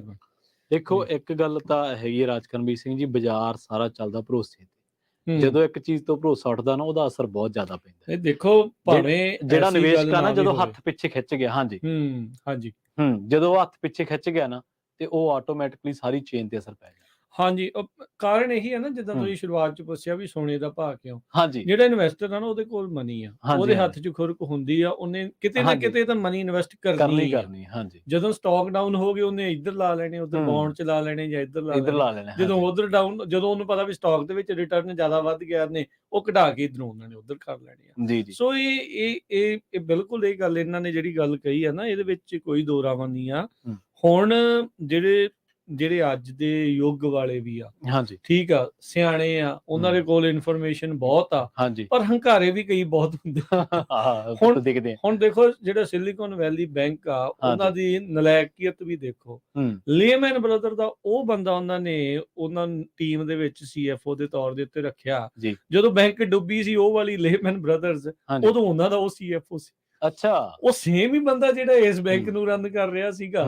ਸੋ ਮਤਲਬ ਜੇ ਉਦੋਂ ਉਹਨੇ ਇਦਾਂ ਦਾ ਕੰਮ ਕਰਵਾਇਆ ਤੇ ਹੁਣ ਵੀ ਉਹ ਚਾਂਸ ਤਾਂ ਰਹਿੰਦੇ ਆ। ਬਿਲਕੁਲ ਜੀ, ਓਵਰਸਾਈਟ ਨਹੀਂ ਰੱਖੋਗੇ ਤਾਂ ਫਿਰ ਤਾਂ ਇਦਾਂ ਦੀ ਸਥਿਤੀ ਜਿਹੜੀ ਉਹ ਬਣਨੀ, ਜਿਹੜੀ ਉਹ ਲਾਜ਼ਮੀ, ਜਿਹੜੀ ਇੱਕ ਹਿਸਾਬ ਦੇ ਨਾਲ ਇੱਕ ਹਿਸਾਬ ਸਾਹਮਣੇ ਆ ਜਾਂਦੀ ਹੈ ਤਾਂ ਬਚਿਆ ਨਹੀਂ ਫਿਰ ਜਾ ਸਕਦਾ। ਥੋੜੀ ਨੌਲੇਜ, ਹਿਸਟਰੀ ਦਾ ਨਾ ਪਤਾ ਹੋਣਾ ਤੇ ਉਸ ਹਿਸਾਬ ਦੇ ਨਾਲ ਜਿਹੜਾ ਚੱਲਦੀ ਜਾਣਾ। ਹੁਣ 2 ਸਾਲ ਪਹਿਲਾਂ ਜਦੋਂ ਕੋਵਿਡ ਦੇ ਦੌਰਾਨ ਆਪਾਂ ਦੇਖਿਆ ਕਿੰਨੇ ਲੋਕਾਂ ਦੇ ਕਈ ਕਾਰੋਬਾਰਾਂ ਦੇ ਵਿੱਚ ਵਾਧੇ ਹੋਏ। ਜਿਹੜੇ ਉਸ ਟਾਈਮ ਦੇ ਉੱਤੇ ਲੋਕ ਆਏ ਉਹਨਾਂ ਨੇ ਸੋਚਿਆ ਵੀ ਸ਼ਾਇਦ ਅਮਰੀਕਾ ਇਦਾਂ ਹੀ ਚੱਲਦੀ ਆ, ਵੀ ਇਦਾਂ ਹੀ ਜਿਹੜਾ ਆ ਉਹ ਰਿਟਰਨ ਆ, ਇਦਾਂ ਹੀ ਮਨੀ ਜਿਹੜੀ ਆ ਉਹ ਬਣੀ ਜਾਣੀ ਆ। ਬਸ ਨੋਟ ਵਰਡਸ ਜਿੱਦਾਂ ਪੱਤਝੜ ਚ ਪੱਤੇ ਝੜਦੇ ਆ ਵੀ ਇਦਾਂ ਡਿੱਗੀ ਹੋਈ ਜਾਣੀ ਆ ਝੋਲੀ ਦੇ ਵਿੱਚ। ਪਰ ਰਿਐਲਿਟੀ ਇਹ ਨਹੀਂ ਹੁੰਦੀ।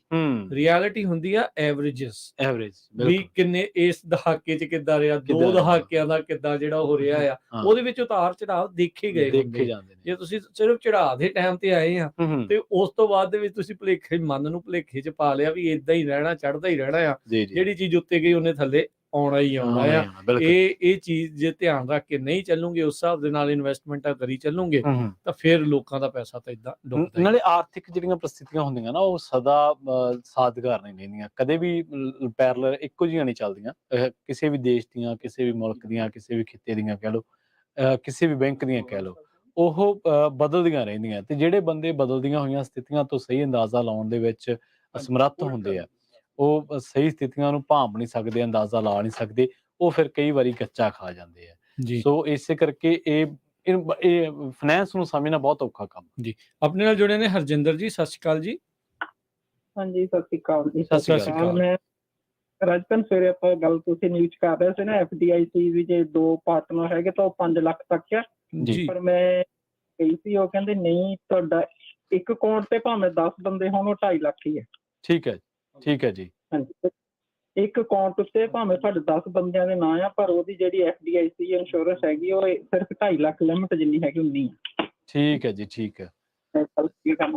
ਹਾਂਜੀ ਹਾਂਜੀ, ਠੀਕ ਹੈ ਜੀ। ਬਿਲਕੁਲ ਜੀ, ਸਵੇਰੇ ਪ੍ਰੋਗਰਾਮ ਦੇ ਵਿੱਚ ਫਾਈਨੈਂਸ ਨੂੰ ਲੈ ਕੇ, ਆਰਥਿਕਤਾ ਨੂੰ ਲੈ ਕੇ ਕਾਫੀ ਚਰਚਾ ਜੁਆਇੰਟ ਹੁੰਦੀ। ਅਕਾਊਂਟ ਨੂੰ ਜੁਆਇੰਟ ਅਕਾਊਂਟ ਵਾਲਾ, ਹਾਂਜੀ, ਉਹ ਕੈਪ 5 ਇੱਥੇ ਨਾ ਇੱਕ ਹੋਰ ਸਵਾਲ ਵੀ ਕਈਆਂ ਦਾ ਆਇਆ। ਹਾਂਜੀ, ਹੁਣ ਕਈਆਂ ਦੇ ਬਿਜ਼ਨਸ ਦਾ ਅਕਾਊਂਟ, ਹਾਂਜੀ, ਪਰਸਨਲ ਅਕਾਊਂਟ, ਹਾਂਜੀ, ਜੁਆਇੰਟ ਅਕਾਊਂਟ ਸੇਮ ਬੈਂਕ 'ਚ ਵੀ ਹੋ ਸਕਦਾ ਹੈ। ਹਾਂਜੀ। ਹੁਣ ਜੇ ਕੋਈ ਬੈਂਕਰ ਹੈਗਾ, ਜੇ ਕਿਸੇ ਕੋਲ ਨੌਲੇਜ ਹੈਗੀ, ਸਾਨੂੰ ਇਹ ਨੌਲੇਜ ਨਹੀਂ ਹੈਗੀ, ਆਪ ਹੀ ਅਸੀਂ ਪਹਿਲਾਂ ਹੀ ਆਪਾਂ ਦੱਸ ਦਿੰਦੇ, ਜੇ ਕਿਸੇ ਨੂੰ ਹੈਗੀ ਹੈ ਤੇ ਉਹ ਦੱਸ ਦੇਵੇ ਵੀ ਉਹਨਾਂ ਅਕਾਊਂਟ ਤੇ ਕੱਲੇ ਕੱਲੇ ਦਾ 2.5 ਲੱਖ ਹੈ ਕਿ ਤਿੰਨਾਂ ਦਾ ਕਈਆਂ ਨੂੰ ਹੁਣ ਇਹ ਵੀ ਭੁਲੇਖਾ, ਸ਼ੱਕ ਆ ਭਾਈ, ਡਰ ਲੱਗਦਾ ਕੀ ਕਰੇ ਹੁਣ ਬੰਦਾ। ਜੀ ਕੋਈ 4 ਪੈਸੇ ਵੱਧ ਹੈਗੇ ਆ ਤਾਂ ਬੰਦਾ ਸੋਚਦਾ ਹੀ ਆ ਨਾ ਵੀ ਸਾਰੇ ਨਾ ਡੁੱਬ ਜਾਣ, ਤੇ ਬੰਦੇ ਨੂੰ ਕਈ ਇਦਾਂ ਲੱਗਦਾ ਵੀ ਵੱਡੀ ਬੈਂਕ ਦਾ ਵੀ ਜਿਹੜਾ ਭੱਠਾ ਨਾ ਬਹਿ ਜਾਵੇ। ਹੁਣ 166 ਸਾਲ ਪੁਰਾਣੀ ਬੈਂਕ ਨੂੰ ਲੈ ਕੇ ਡਗਮਗਾਹਟ ਜੀ ਜਿਹੜੀ ਉਹ ਹੋਈ ਆ, ਉਹਦਾ ਅਸਰ ਕਿੱਥੇ ਤੱਕ, ਉਹਦੇ ਰਿਪਲ ਇਫੈਕਟ ਕਿੱਥੇ ਤੱਕ ਆਉਣੇ ਆ, ਇਹ ਵੀ ਜਿਹੜਾ ਉਹ ਦੇਖਣ ਵਾਲੀ ਗੱਲ ਹੈ। ਬਿਲਕੁਲ ਜੀ। ਸੋ ਆਪਾਂ ਗੱਲਬਾਤ ਆਰਥਿਕਤਾ ਨੂੰ ਲੈ ਕੇ ਕਰ ਰਹੇ ਹਾਂ। ਬੈਂਕਾਂ ਦੇ ਦਿਵਾਲੀਆਪਨ ਤੇ ਕਹਿ ਲਓ, ਜਾਂ ਬੈਂਕਾਂ ਦੇ ਜਿਹੜਾ ਸਰਕਾਰ ਨੂੰ ਰਲੇਵਾਂ ਕਰਨਾ ਪੈ ਰਿਹਾ, ਤੇ ਲਗਾਤਾਰ ਜਿਹੜੀ ਅਨਸਰਟੇਨਟੀ ਬਣੀ ਹੋਈ ਹੈ ਆਰਥਿਕ ਹਾਲਾਤਾਂ ਦੇ ਵਿੱਚ, ਉਹਦੇ ਤੇ ਆਪਾਂ ਚਰਚਾ ਕਰ ਰਹੇ ਹਾਂ। ਇਸੇ ਚਰਚਾ ਦੇ ਦਰਮਿਆਨ ਕਈ ਚੀਜ਼ਾਂ ਹੋਰ ਨਵੀਆਂ ਪਤਾ ਲੱਗੀਆਂ ਨੇ, ਤੇ ਕਈਆਂ ਦੇ ਉੱਤੇ ਆਪਾਂ ਜਿਹੜੀ ਚਰਚਾ ਉਹ ਲਗਾਤਾਰ ਕਰ ਰਹੇ ਹਾਂ ਜੀ। ਤੇ ਆਪਣੇ ਨਾਲ ਜੁੜੇ ਨੇ ਜਸਬੀਰ ਜੀ, ਸਤਿ ਸ਼੍ਰੀ ਅਕਾਲ ਜੀ। ਸਤਿ ਸ਼੍ਰੀ ਅਕਾਲ ਜੀ। ਪ੍ਰਵੀਨ ਜੀ, ਸਤਿ ਸ਼੍ਰੀ ਅਕਾਲ ਜੀ। ਅੱਛਾ, ਜਦੋਂ ਆਇਆ ਨਾ ਅਮਰੀਕਾ 'ਚ, ਮੈਂ ਚੌਥੀ ਵਾਰੀ ਜਿਹੜਾ ਹੁਣ ਲੱਗਾ ਡਰਾਮਾ ਹੈ ਨਾ। ਠੀਕ ਹੈ ਜੀ। ਪਰ ਜੇ ਤੁਸੀਂ ਨਾ ਪਿੱਛੇ ਜਾ ਕੇ ਦੇਖੋ, ਹਾਂਜੀ, ਜਿਹੜਾ 1930 ਦਾ ਦਹਾਕਾ ਸੀਗਾ ਨਾ ਜੀ, ਉਹ ਡਿਪਰੈਸ਼ਨ ਸੀਗਾ, ਇੱਕ ਡਿਪਰੈਸ਼ਨ ਸੀਗਾ ਜਿਹੜਾ second world war, first world war ਦਾ। ਠੀਕ ਹੈ। ਤੇ ਜੇ ਤੁਸੀਂ ਇਹਨਾਂ ਦੀ ਬੈਲੈਂਸ ਸ਼ੀਟ ਦੇਖੋ, ਗਵਰਨਮੈਂਟ ਦੀ ਵੀ ਦੇਖ ਲਓ, ਉਹਦੀ ਨਾ ਡੈਫਿਸਿਟ ਦੀ, ਹਾਂਜੀ, ਇਹ ਸਰਕਲ ਆ, ਇਹ ਅਪ ਡਾਊਨ। ਜੇ ਸਿੱਧੀ ਸਟੇਟ ਲਾਈਨ ਤੁਹਾਡੇ ਇੱਕ ਹਾਰਟ ਦੀ ਲਾਈਨ ਆ, ਜੇ ਸਟੇਟ ਲਾਈਨ ਹੋ ਜਾਏ ਬੰਦਾ ਮਰ ਜਾਂਦਾ ਨਾ। ਜੀ ਜੀ ਜੀ ਜੀ, ਬਿਲਕੁਲ। ਇਹਨੂੰ ਅਪ ਡਾਊਨ, ਇਹ 'ਚ ਏਦਾਂ ਨਹੀਂ ਹੋ ਸਕਦਾ ਬਈ ਜੇ ਹੁਣ ਥੱਲੇ ਜਾਏਗਾ ਉੱਪਰ। ਇਹ ਨਾ ਤੁਹਾਡਾ ਕਈ ਜਿਹੜੇ ਤੁਹਾਡੇ ਹੈਗੇ ਵੀ ਤੁਸੀਂ ਲੌਂਗ ਟਾਈਮ ਇਨਵੈਸਟਮੈਂਟ ਕਰਕੇ ਭੁੱਲ ਜਾਓ। ਜੀ ਜੀ, ਉਹ ਤੁਹਾਨੂੰ ਜਿੰਨਾ ਤੁਹਾਡਾ ਡੈਪਰੀਸ਼ੀਏਸ਼ਨ ਹੈਗੀ ਉਹ ਤੁਹਾਨੂੰ ਮਿਲ ਜਾਏਗਾ। ਤੇ ਜਿਹੜੇ ਜਦੋਂ ਇਨਵੈਸਟ ਕਰਦੇ ਆ, ਚਾਹੇ ਉਹ ਬੈਂਕਰ ਆ ਜਾਂ ਜਿਹੜੇ ਮਰਜ਼ੀ ਹੈਗੇ ਨਾ, ਜੀ, ਨਵੇਂ ਆ ਜਾਂ ਪੁਰਾਣੇ ਆ, ਉਹਦਾ ਮੇਰਾ ਖਿਆਲ ਉਹਦਾ ਕੋਈ ਏਦਾਂ ਨਹੀਂ ਹੈ ਵੀ ਪੁਰਾਣਿਆਂ ਮਤਲਬ ਜ਼ਿਆਦਾ ਐਕਸਪੀਰੀਅੰਸ ਹੈ, ਨਵਿਆਂ ਨੂੰ ਘੱਟ, ਏਦਾਂ ਨਹੀਂ ਹੈ। ਠੀਕ ਹੈ, ਤੁਹਾਡਾ ਇਹ ਮੰਨਣਾ। ਤੇ ਹਾਂ, ਜਿਹੜੇ ਬੰਦੇ ਜਦੋਂ ਉਹ ਇਹ ਸਾਰੀ ਨੰਬਰਾਂ ਦੀ ਖੇਡ ਆ। ਤੁਸੀਂ ਦੱਸੋ ਵੀ ਜਦੋਂ ਤੁਸੀਂ ਅਮਰੀਕਾ, ਕੈਨੇਡਾ, ਜਿੱਥੇ ਵੀ ਰਹਿੰਦੇ ਤੁਸੀਂ ਕੈਸ਼ ਕਿੰਨਾ ਕੁ ਦੇਖਦੇ ਆ? ਤੁਸੀਂ ਬੈਂਕਾਂ 'ਚ ਵੀ ਕੈਸ਼ ਤੇ ਕਿੰਨਾ ਦੇਖਦੇ ਨਾ, ਉਹ ਸਾਰਾ ਨੰਬਰਾਂ ਦੀ ਖੇਡ ਆ। ਨੰਬਰ ਹੀ ਕਾਮਯਾਬ ਹੋ ਜਾਂਦੇ, ਕੁਛ ਨਹੀਂ ਹੈ। ਬਾਕੀ ਦਾ ਵੀ ਸੇਮ ਸਟੋਰੀ ਆ। ਜੀ ਜੀ ਜੀ, ਜਿਹੜੇ ਆਪਾਂ ਘਰ ਵੀ ਖਰੀਦਦੇ ਆ, ਤੁਸੀਂ ਪੈਸਾ ਦੇਖਦੇ ਨਹੀਂ, ਇੱਕ ਨੋਟ ਲੱਗ ਦਿੰਦੇ ਆ ਤੁਹਾਡਾ ਪੈਸੇ, ਉਹ ਘਰ ਵੀ ਇੱਥੇ ਰਹਿਣੇ ਆ, ਤੁਹਾਡੀਆਂ ਬਿਜ਼ਨਸ ਵੀ ਸਾਰੇ ਇੱਥੇ ਜਿਹੜੇ, ਹਾਂ, ਜਿਹੜਾ ਰਨਿੰਗ ਬਿਜ਼ਨਸ ਹੈ ਜਿਹੜੇ ਨਾ, ਡਿਪਾਰਟਮੈਂਟ ਸਟੋਰ ਲਾ ਲਓ, ਹੋਰ ਲਾ ਲਓ ਤੁਸੀਂ, ਜੀ ਜੀ, ਉਹ ਸਵੈਪ ਕਰ ਜਾਂਦੇ ਆ। ਪਰ ਜੇ ਤੁਸੀਂ 1930 ਤੋਂ ਲੈ ਕੇ ਹੁਣ ਤੱਕ ਦੇਖੋ, ਜਾਂ ਅਮਰੀਕਾ ਦੇ ਕਲਾ ਲਾ ਲਓ, ਕੀ ਗਵਾਇਆ ਉਹਨਾਂ ਨੂੰ? ਨਥਿੰਗ। ਇਹ ਸਾਰੀ ਨੰਬਰਾਂ ਦੀ ਖੇਡ ਹੈ। ਇਹ 10 ਸਾਲੀ ਜੇ ਨਾ ਕਰਨ ਨਾ, ਜੀ, ਜਾਂ 15 ਸਾਲੀ, ਭਾਜੀ ਬਹੁਤ ਵੱਡਾ ਗੈਪ ਆ। ਜਿੱਦਾਂ ਜਿਹੜੇ ਵਿਚਾਰੇ ਇੱਕ ਬੰਦਾ ਘਰ ਨਹੀਂ ਲੈਤਾ, ਉਹ ਲੈ ਹੀ ਸਕਦਾ ਸਾਰੀ ਮਰਜ਼ੀ। ਇਹਨਾਂ ਦਾ ਇਹ ਸਿਸਟਮ ਬੜਾ ਜਾਣ ਕੇ ਕਰਦੇ, ਡਰਾਮਾ ਜਾਣ ਕੇ ਕਰਦੇ। ਠੀਕ ਹੈ ਜੀ, ਕੋਈ ਨਾ, ਓਕੇ, ਥੈਂਕ ਯੂ ਜਸਵੀਰ ਜੀ। ਹਾਂਜੀ, ਮਿਹਰਬਾਨੀ। ਦੇਖੋ, ਇਹ ਕਾਮਨ ਮੈਨ ਨੂੰ ਇਹ ਪਹਿਲਾਂ ਆਪਾਂ ਨੂੰ ਵੀ ਲੱਗਦਾ ਹੁੰਦਾ ਕਿ ਇਹ ਬੈਂਕਾਂ ਦੇ ਵਿੱਚ ਪੈਸਾ ਨਹੀਂ ਹੈ, ਇਹ ਅੰਕ ਨੇ, ਪਰ ਅਸਲ ਦੇ ਵਿੱਚ ਉਹਨਾਂ ਕੋਲੇ ਉਨੀ ਜਿਹੜੀ ਜਾਇਦਾਦ ਹੁੰਦੀ ਹੈ ਉਹ ਹੁੰਦੀ ਹੈ। ਕਿਉਂਕਿ ਜੇ ਸਾਰੇ ਬੰਦੇ, ਜਿਨ੍ਹਾਂ ਮੰਨ ਲਓ ਮਿਸਾਲ ਦੇ ਤੌਰ ਤੇ 5 ਬੰਦਿਆਂ ਦਾ 1000 ਰੁਪਇਆ ਬੈਂਕ ਦੇ ਵਿੱਚ ਹੈ, ਆਪਾਂ ਨੂੰ ਲੱਗਦਾ ਕਿ ਇਹ ਅੰਕ ਨੇ, ਪਰ ਜੇ 5 ਬੰਦੇ ਇਕੱਠੇ ਜਾਣ ਤੇ ਉਹ ਕਹਿਣ ਵੀ ਦਿਓ, ਸਾਡਾ ਕਲੇਮ ਕਰਨਗੇ 1000 ਦਿਓ, ਤਾਂ ਉਹ ਬੈਂਕ ਨੂੰ ਦੇਣਾ ਹੀ ਪੈਣਾ। ਸੋ ਜਿੱਦਾਂ ਨਹੀਂ ਹੋਊਗਾ ਉਦੋਂ ਭੱਠਾ ਬਹਿ ਜਾਂਦਾ। ਨਹੀਂ, ਉਹ ਜਿਹੜੀ ਤੁਸੀਂ ਗੱਲ ਸ਼ੁਰੂ ਕੀਤੀ ਸੀ ਕੈਸ਼ ਲਿਕੁਇਡਿਟੀ ਦੀ, ਉਹ ਹਾਲਾਤ ਬਣ ਜਾਂਦੇ ਆ ਕਿ ਕੈਸ਼ ਦਾ ਪ੍ਰਵਾਹ ਹੋ ਜਾਂਦਾ, ਬੈਂਕ ਕੋਲੇ ਉਹਨਾਂ ਸਰਮਾਇਆ ਜਿੰਨਾ ਕਾਰੋਬਾਰ ਦਾ ਉਹ ਕਲੇਮ ਕਰਦੇ ਆ, ਉਹਨਾਂ ਸਰਮਾਇਆ ਫਿਰ ਉਹਨਾਂ ਕੋਲੇ ਦੇਣ ਨੂੰ ਨਹੀਂ ਬਚਦਾ। ਇਹੀ ਸਿਚੁਏਸ਼ਨ ਹੈ। ਜੀ ਜੀ ਜੀ, ਬਿਲਕੁਲ। ਇਦਾਂ ਜਿਹੜਾ ਇਸ ਟਾਈਮ ਚੱਲ ਰਹੀ ਆ। ਬਾਕੀ ਚਲੋ ਦੇਖੋ ਜੀ, ਐਕਸਪੀਰੀਅੰਸ ਦੇ ਨਾਲ ਤਾਂ ਮੈਟਰ ਕਰਦਾ ਆ, ਇਹ ਤਾਂ ਇਹ 'ਚ ਕੋਈ ਦੋ ਰਾਹ ਨਹੀਂ। ਜੇ ਜ਼ਿੰਦਗੀ 'ਚ ਮੈਟਰ ਕਰਦਾ ਤੇ ਜੇ ਇਹ ਫੈਸਲੇ 'ਚ ਵੀ ਮੈਟਰ ਕਰਦਾ ਆ, ਇਹ ਮੇਰਾ ਮੰਨਣਾ ਹੈ। ਹਾਂ, ਇੱਕ ਥਿਉਰੀ ਇਹਦੇ 'ਚ ਹੋਰ ਵੀ ਹੈ ਕਿ ਮੇਰਾ ਮੰਨਣਾ ਹੈ ਕਿ ਕਦੇ ਵੀ ਆਰਥਿਕਤਾ ਨੂੰ ਜਾਣ-ਬੁੱਝ ਕੇ ਝਟਕਾ ਨਹੀਂ ਦਿੱਤਾ ਜਾ ਸਕਦਾ। ਦੇਖੋ ਇਹ ਥਿਊਰੀਜ਼ ਨੇ, ਕੋਈ ਇਹਨਾਂ ਨੂੰ ਕਨਸਪੀਰੇਸੀ ਥਿਊਰੀ ਕਹਿੰਦਾ ਹੈ, ਕੋਈ ਕਹਿੰਦਾ ਇਹ ਵਰਲਡ ਆਰਡਰ ਨੇ, ਨਿਊ ਵਰਲਡ ਆਰਡਰ ਬਣਦੇ ਰਹਿੰਦੇ ਨੇ ਵੀ ਹਾਂ ਵੀ ਹੁਣ ਇਸ ਵਾਰ ਕਿੰਨੇ ਕੰਟਰੋਲ ਕਰਨਾ ਆ, ਕੁਛ ਬੈਠੇ ਆ ਕਮਰੇ 'ਚ ਜਾਣੇ ਆ ਨਾ ਵੀ ਉਹ ਡਿਸਾਈਡ ਕਰ ਰਹੇ ਆ ਵੀ ਇਹਨਾਂ ਨੂੰ ਕਿੱਦਾਂ ਜਿਹੜਾ ਆਪਾਂ ਦੁਨੀਆ ਨੂੰ ਜਿਹੜਾ ਚਲਾਈਏ। ਹੋ ਸਕਦਾ ਕਿਸੇ ਦੀ ਕਿਸੇ ਹੱਦ ਤੱਕ ਗੱਲ ਸੱਚ ਹੋਵੇ, ਸਾਰੀ ਸੱਚ ਵੀ ਨਹੀਂ, ਸਾਰੀ ਝੂਠ ਵੀ ਨਹੀਂ। ਇਹਦੇ ਵਿੱਚ ਇਹ ਵੀ ਆ ਵੀ ਹਾਂ ਜਿਹੜੇ ਕੁਛ ਬੰਦੇ ਆ ਉਹ ਕੰਟਰੋਲ ਕਰਨ ਦੀ ਕੋਸ਼ਿਸ਼ ਕਰਦੇ ਆ ਕਿ ਵਾਕਿਆ ਹੀ ਕਰ ਪਾਉਂਦੇ ਆ।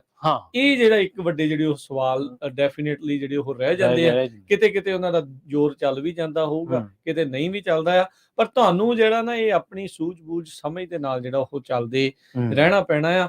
ਹਾਂਜੀ, ਜਿੱਦਾਂ ਇਹ ਕਹਿ ਕੇ ਗਏ ਵੀ ਅਮਰੀਕਾ ਨੇ ਕੁਛ ਨਹੀਂ ਲੂਜ਼ ਕੀਤਾ, ਪਰ ਪਤਾ ਤਾਂ ਉਹਨਾਂ ਨੂੰ ਲੱਗਦਾ ਜਿਨ੍ਹਾਂ ਦੇ ਘਰ ਬੈਂਕਾਂ ਨੂੰ ਵਾਪਸ ਚਲੇ ਗਏ, ਜਿਨ੍ਹਾਂ ਦੇ ਕਾਰੋਬਾਰ ਡੁੱਬ ਗਏ, ਜਿਨ੍ਹਾਂ ਨੂੰ ਇੱਥੋਂ ਖੜੇ ਪੈਰ ਜਿਹੜਾ ਉਹ ਛੱਡ ਕੇ ਵਾਪਸ ਵੀ ਜਿਹੜਾ ਉਹ ਜਾਣਾ ਪਿਆ ਹੋ ਸਕਦਾ। ਹੁਣ ਜਿਹੜੇ ਲੇ ਆਫ ਹੋ ਰਹੇ ਆ, ਸੋ ਫਰਕ ਤਾਂ ਪੈਂਦਾ। ਜੇ ਆਪਾਂ ਕਹੀਏ ਵੀ ਫਰਕ ਬਿਲਕੁਲ ਨਹੀਂ ਪੈਂਦਾ, ਅਮਰੀਕਾ ਨੇ ਕੁਛ ਲੂਜ਼ ਨਹੀਂ ਕੀਤਾ, ਪਰ ਉਹਨਾਂ ਨੇ ਹੋ ਸਕਦਾ ਐਜ਼ ਏ ਹੋਲ US ਨੇ ਨਾ ਲੂਜ਼ ਕੀਤਾ ਹੋਵੇ, ਪਰ ਅੰਦਰ ਬਹੁਤ ਛੋਟੇ-ਛੋਟੇ ਜਿਹੜੇ ਲੋਕ ਨੇ ਜਿਨ੍ਹਾਂ ਨੂੰ ਜਿਹੜਾ ਉਹ ਫਰਕ ਡੈਫੀਨੇਟਲੀ ਪਿਆ ਹੁੰਦਾ ਹੈ। ਜੀ ਬਿਲਕੁਲ। ਸੋ ਆਪਾਂ ਚਰਚਾ ਕਰ ਰਹੇ ਹਾਂ ਪ੍ਰੋਗਰਾਮ ਦੇ ਵਿੱਚ ਲਗਾਤਾਰ ਬੈਂਕਾਂ ਦੀ ਆਰਥਿਕਤਾ ਉੱਤੇ, ਤੇ ਇਹਦੇ ਉੱਤੇ ਹੀ ਤੁਹਾਡੇ ਜਿਹੜੇ ਸੁਝਾਅ ਨੇ, ਜਿਹੜਾ ਇੱਕ 2.5 ਲੱਖ ਵਾਲਾ ਸੀਗਾ ਉਹ ਉਹਨਾਂ ਨੇ ਬੈਂਕ ਦੇ ਵਿੱਚ ਜਾ ਕੇ ਕਨਫਰਮ ਕਰ ਲਿਆ, ਉਹ ਇੱਕ ਅਕਾਊਂਟ ਤੇ ਜਿੰਨੇ ਮਰਜ਼ੀ ਤੁਹਾਡੇ ਨਾਮ ਨੇ, ਪਰ ਉਹ ਕੈਪ ਜਿਹੜਾ ਉਹ 2.5 ਲੱਖ ਦਾ ਹੀ ਰਹਿਣਾ ਵਾ ਜੀ।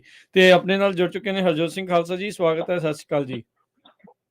ਸਤਿ ਸ਼੍ਰੀ ਅਕਾਲ, ਧੰਨਵਾਦ ਜੀ ਆਇਆਂ ਨੂੰ। ਸਤਿ ਸ਼੍ਰੀ ਅਕਾਲ ਜੀ। ਸੋ ਬਹੁਤ ਵਧੀਆ ਪ੍ਰੋਗਰਾਮ ਤੁਹਾਡਾ ਚੱਲ ਰਿਹਾ, ਤੇ ਪਹਿਲਾਂ ਭਾਈ ਸਾਹਿਬ ਦੱਸ ਕੇ ਗਏ ਆ ਵੀ ਜਾਣ ਬੁੱਝ ਕੇ ਕੋਈ ਨਹੀਂ ਕਰਦਾ। ਜੀ ਕੋਈ ਵੀ ਮੁਲਕ ਨਹੀਂ ਚਾਹੁੰਦਾ ਹੈਗਾ ਵੀ ਸਾਡੀ ਜਿਹੜੀ ਇਕੋਨਮੀ ਆ ਉਹ ਥੱਲੇ ਜਾਵੇ। ਜੀ ਬਿਲਕੁਲ। ਸੋ ਇਹ ਬਾਕੀ ਇਹ ਨਹੀਂ ਹੈ ਵੀ ਜੇ ਕੋਈ ਨਵਾਂ ਆਇਆ ਵੀ ਉਹ ਨਹੀਂ ਫਰਕ ਪੈਂਦਾ, ਜਿਹੜਾ ਪੁਰਾਣਾ ਆਇਆ ਉਹਦੇ ਨਾਲ ਕੋਈ ਫਰਕ ਨਹੀਂ ਪੈਂਦਾ। ਇਹ ਐਕਸਪੀਰੀਅੰਸ ਨਾਲ ਮੈਟਰ ਕਰਦਾ। ਹੁਣ ਤੁਸੀਂ ਦੇਖੋ ਵੀ ਜਦੋਂ ਡਾਊਨ ਹੁੰਦਾ ਆ, ਜਿਹੜੇ ਜਿਨ ਉਸ ਟਾਈਮ ਤੇ ਘਰ ਲੈ ਲਿਆ ਜੀ, ਤੇ ਜਿਨ ਹਾਈ ਟਾਈਮ ਤੇ ਲਿਆ ਉਹਦਾ ਤਾਂ ਪੱਤੇ ਵਿਕ ਗਏ ਨਾ ਇੱਕ ਟਾਈਮ ਦੇ ਉੱਤੇ। ਠੀਕ ਹੈ ਕਿ ਨਹੀਂ? ਸੋ 2008 2010 ਦੇ ਵਿੱਚ ਜਦੋਂ ਰਿਸੈਸ਼ਨ ਆਇਆ ਸੀ, ਉਹ ਜਿਹੜੇ 1.5 ਮਿਲੀਅਨ ਦੇ ਘਰ ਸੀ, ਮੁੜ ਕੇ ਉਹ 7 ਲੱਖ ਤੇ ਆ ਗਏ ਸੀ। ਸੋ ਉਹ ਟਾਈਮਿੰਗ ਤੇ ਡਿਪੈਂਡ ਕਰਦਾ ਕਿਹੜੇ ਟਾਈਮ ਤੇ ਤੁਸੀਂ ਲਏ ਆ। ਇੱਦਾਂ ਹੀ ਸਟਾਕ ਆ, ਕਿਹੜੇ ਟਾਈਮ ਦੇ ਉੱਤੇ ਤੁਸੀਂ ਸਟਾਕ ਲਏ ਹੈਗੇ ਆ। ਬਾਕੀ ਕਈ ਕੰਪਨੀਆਂ ਬੈਂਕਰਪਟ ਹੋ ਜਾਂਦੀਆਂ, ਕਈ ਬੈਂਕਾਂ ਬੈਂਕਰਪਟ ਹੋ ਜਾਂਦੀਆਂ, ਆਪਾਂ ਦੇਖਿਆ ਹੀ ਆ ਦੇ ਵਿੱਚ। ਸੋ ਟਾਈਮਿੰਗ ਆ ਉਹਦਾ, ਇਹ ਆ ਵੀ ਤੁਹਾਨੂੰ ਨੌਲੇਜ ਦੀ, ਐਜੂਕੇਸ਼ਨ ਦੀ ਬਹੁਤ ਜ਼ਰੂਰੀ ਹੈ ਜੀ।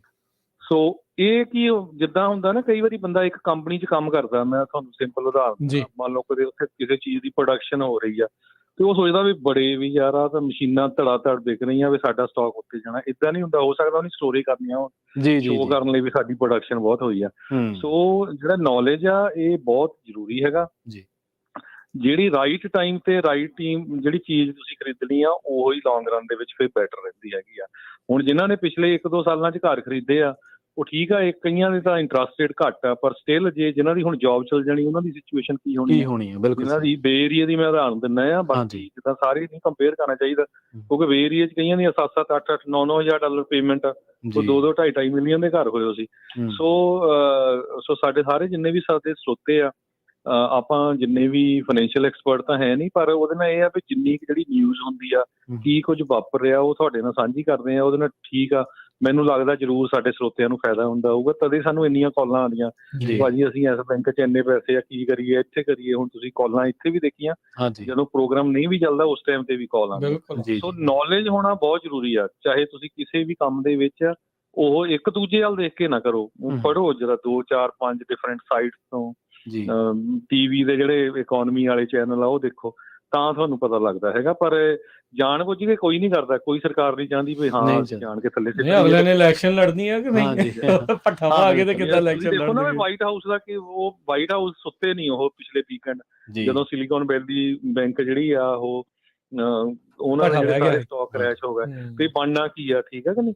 ਸੋ ਉਹਦੇ ਨਾਲ ਲੋਕਾਂ ਨੇ ਤੁਸੀਂ ਦੇਖੋ ਕਿੱਦਾਂ ਲਾਈਨਾਂ ਲੱਗੀਆਂ ਸੀਆਂ, ਤੇ ਜੇ ਉਹ ਵਾਈਟ ਹਾਊਸ ਨਾ ਸਪੋਰਟ ਕਰਦਾ ਤੇ ਬਾਕੀ ਬੈਂਕਾਂ ਦਾ ਵੀ ਇਹ ਹਾਲ ਹੋਣਾ ਸੀ। ਲੋਕਾਂ ਨੇ ਕਹਿਣਾ ਬੈਂਕ ਰਨ ਹੋ ਜਾਂਦਾ ਜੀ, ਫਿਰ ਸਾਰੇ ਪਾਸੇ ਜੇ ਬੈਂਕ ਰਨ ਹੋ ਜਾਊਗਾ ਫਿਰ ਕੀ ਕਰੂੰਗੇ ਤੁਸੀਂ? ਕਿੱਦਾਂ ਫਿਰ ਪੈਨਿਕ ਹੋ ਜਾਂਦਾ। ਆਪਾਂ ਦੇਖਿਆ ਹੀ ਆ ਮੋਦੀ ਦੀ ਸਰਕਾਰ ਵੇਲੇ ਕਿੱਦਾਂ ਵੀ ਲੋਕਾਂ ਦਾ ਹੋਇਆ ਸੀ ਆਪ। ਹਾਂਜੀ, ਸੋ ਏਦਾਂ ਕੋਈ ਨਹੀਂ ਚਾਹੁੰਦਾ ਵੀ ਜਿਹੜੀ ਸਰਕਾਰ, ਜਿਹੜੀ ਸਾਡੀ ਇਕਨੋਮੀ ਆ ਉਹ ਥੱਲੇ ਚੱਲ ਜਾਏ। ਜੀ ਬਿਲਕੁਲ ਬਿਲਕੁਲ। ਥੈਂਕ ਯੂ ਹਰਜੋਤ ਜੀ, ਬੜੀ ਮਿਹਰਬਾਨੀ, ਬਹੁਤ ਧੰਨਵਾਦ ਜੀ। ਆਪਾਂ ਇੱਥੇ ਹੁਣ ਬ੍ਰੇਕ ਲੈ ਲਈਏ। ਬ੍ਰੇਕ ਤੋਂ ਬਾਅਦ ਦੇ ਵਿੱਚ ਚੀਨ ਕੀ ਚਾਹ ਰਿਹਾ ਆ, ਅੰਦਰੋਂ ਉਹਦੀ ਕੀ ਜਿਹੜੀ ਮਨੋਦਸ਼ਾ ਕੀ ਚੱਲ ਰਹੀ ਆ, ਤੇ ਜਿਹੜਾ ਡਰੋਨ ਸਿੱਟਤਾ ਆ ਅਮਰੀਕਾ ਦਾ ਰੂਸ ਨੇ, ਉਹਦੇ ਨਾਲ ਕੀ ਮਾਹੌਲ ਜਿਹੜਾ ਹੋਰ ਹੋ ਸਕਦਾ, ਉਸ ਉੱਤੇ ਆਪਾਂ ਥੋੜਾ ਜਿਹਾ ਰਹਿ ਗਏ ਸਮੇਂ ਦੇ ਵਿੱਚ ਜਿਹੜੀ ਉਹ ਆਪਾਂ ਚਰਚਾ ਕਰਦੇ ਹਾਂ। ਮਿਲਦੇ ਹਾਂ ਬ੍ਰੇਕ ਤੋਂ ਬਾਅਦ।